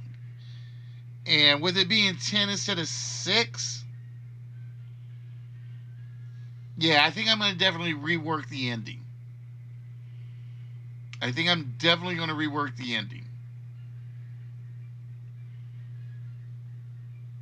It'll take me a while to do, but ideas are already running in my brain. Ideas are running in my brain. The best part is, and you guys can't see it, is my control panel for this game is like super simple. It's basically there's load the files, show the main headline, show the alternate headlines, shut everything else down, then show the toss-up question, shut all my headline buttons down. And so it's like it is almost impossible for me to screw this one up in the panel. Almost impossible. I still could do it, but it makes it very hard to do. All right, so yeah, we'll see about rewriting the ending, because like I said, I honestly didn't realize how hard that was going to play till Steve played it. And when Ash said you were an expert, I'm like, all right, he'll get 3 or 4 of these. And then it's like, ooh, oops. Gets harder than he should be. So I will figure something out on that one. All right, guys. So with that, we're going to wrap it up tonight. Like I said, we will not be back on next Thursday. Or next Friday, sorry. Because my schedule has changed. So, most likely, we're going to be on Sunday night after LK's Lingo, or whatever show he does on Sunday next time. If LK is not streaming, I'll pull it a little earlier. So we're going officially after dark, starting next Sunday night. Let me make sure I got that right. Yeah, Sunday, because I will be off on Monday. Right. And then I may... That may give me Saturday nights back, too. That may give me Saturday nights back. So we'll see. So starting next weekend, Sunday night, after LK show, we will be on at that point. And I'm going to end this event because, like I said, plus I got a zillion questions now. I get to move into the used file. Used file listing, which is going to be really interesting. Next, so I'm trying to think of what I was going to do next Saturday or next weekend. I don't remember. I honestly,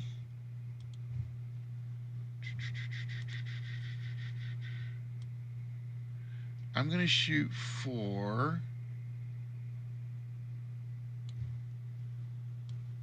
I'm going to shoot for 10 o'clock next Sunday night.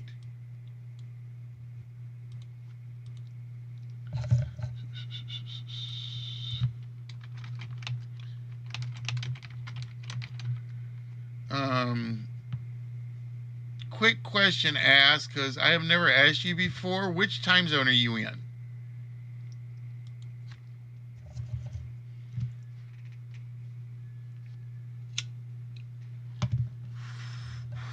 Because you're one of my regulars.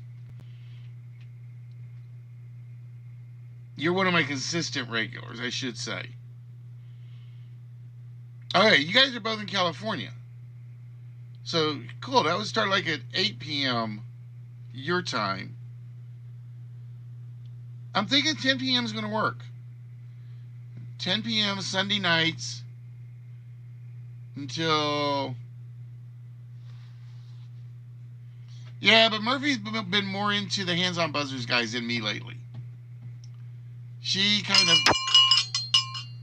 Cowbell, without anybody asking for it, she's been more into the hands-on buzzers crew lately than to me, because they're actually on the same coast as her, or most of them are.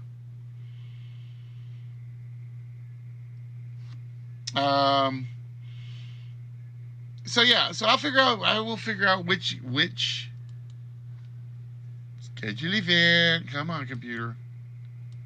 Oh wait, okay. I got it. Game to be determined. So yeah, so we're gonna move it. We're going late night. You know what that means? There's no family-friendly tags anymore. So Sunday, 10 o'clock p.m. I may be a little late because I still work this coming Sunday, or that Sunday, I think. No, I may be off that Sunday. Let's see, work this Sunday. Work this Sunday, off Monday. Yeah, okay, so we're good. So next Sunday, 10 p.m., ladies and gentlemen, Central Time, 11 p.m. Eastern, 8 p.m. on the West Coast, and we'll see what that does in terms of trying to get some people in. But like I said, we do it all, folks.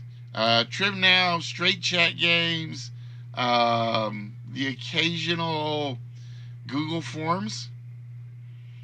We try a little bit of everything. Some of it works, some of it doesn't. One-player games, two-player games, multiplayer games, team games, Discord games, which I know Kegler is begging me to do again, but we'll have to see on that. So with that, we are going to wrap it up for the evening. And as we always say, always remember to exercise the gray cells, as Hercule Poirot would say.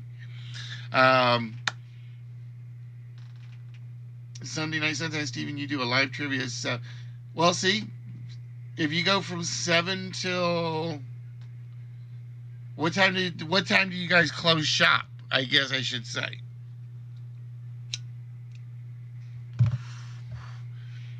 Is it live as in a bar, or is it live on Twitch?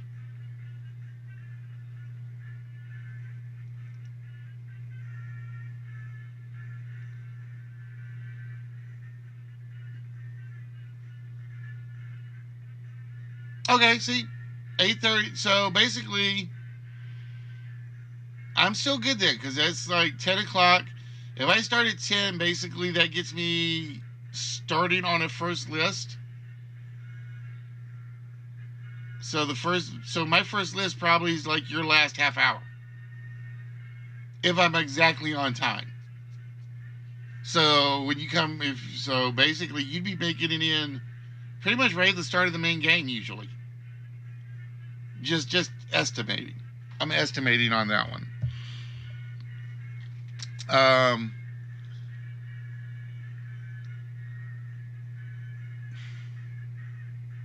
Okay, we're missing a list of big games. No, they all go together. They're all like warm up, cool down.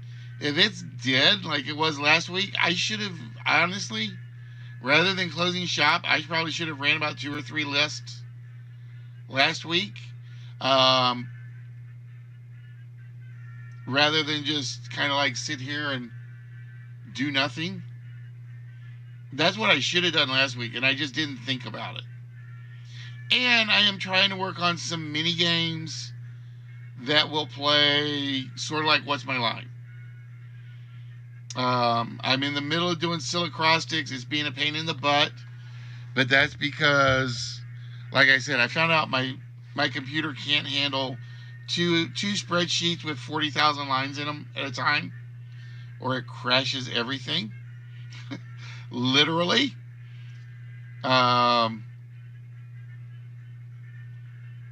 But yeah, like I said, I think that's it. All right, so Steve, do not forget, give me your mailing address. You can send it to me either on Twitch Whisper, or you can send it to me here, or just whatever way you're most comfortable with. And I will get that put into a box and package for you. Or I may just wrap it up in paper and say here. All right, guys, so with that, we are going to wish each and every one of you guys a good night. As I always say to wrap a show up, or I try to always say to wrap a show up, be good to yourselves, be good to your friends, be good to your neighbors. Just once. Being good to a stranger just might be the thing that puts karma going in your favor. So with that, guys, we're going to wish you all a very good night. I'm going to go work on redoing my Nipsey Russell impression. And we will see you guys next Sunday. So don't forget, not this Sunday, but next Sunday. So until then, boys, girls, we will catch y'all later. And do not forget, before I forget, make sure you put your comments in the Discord about what you thought about Time Machine. Because every little thing you guys tell me helps me make these games work a little better. So I will see you guys next Sunday.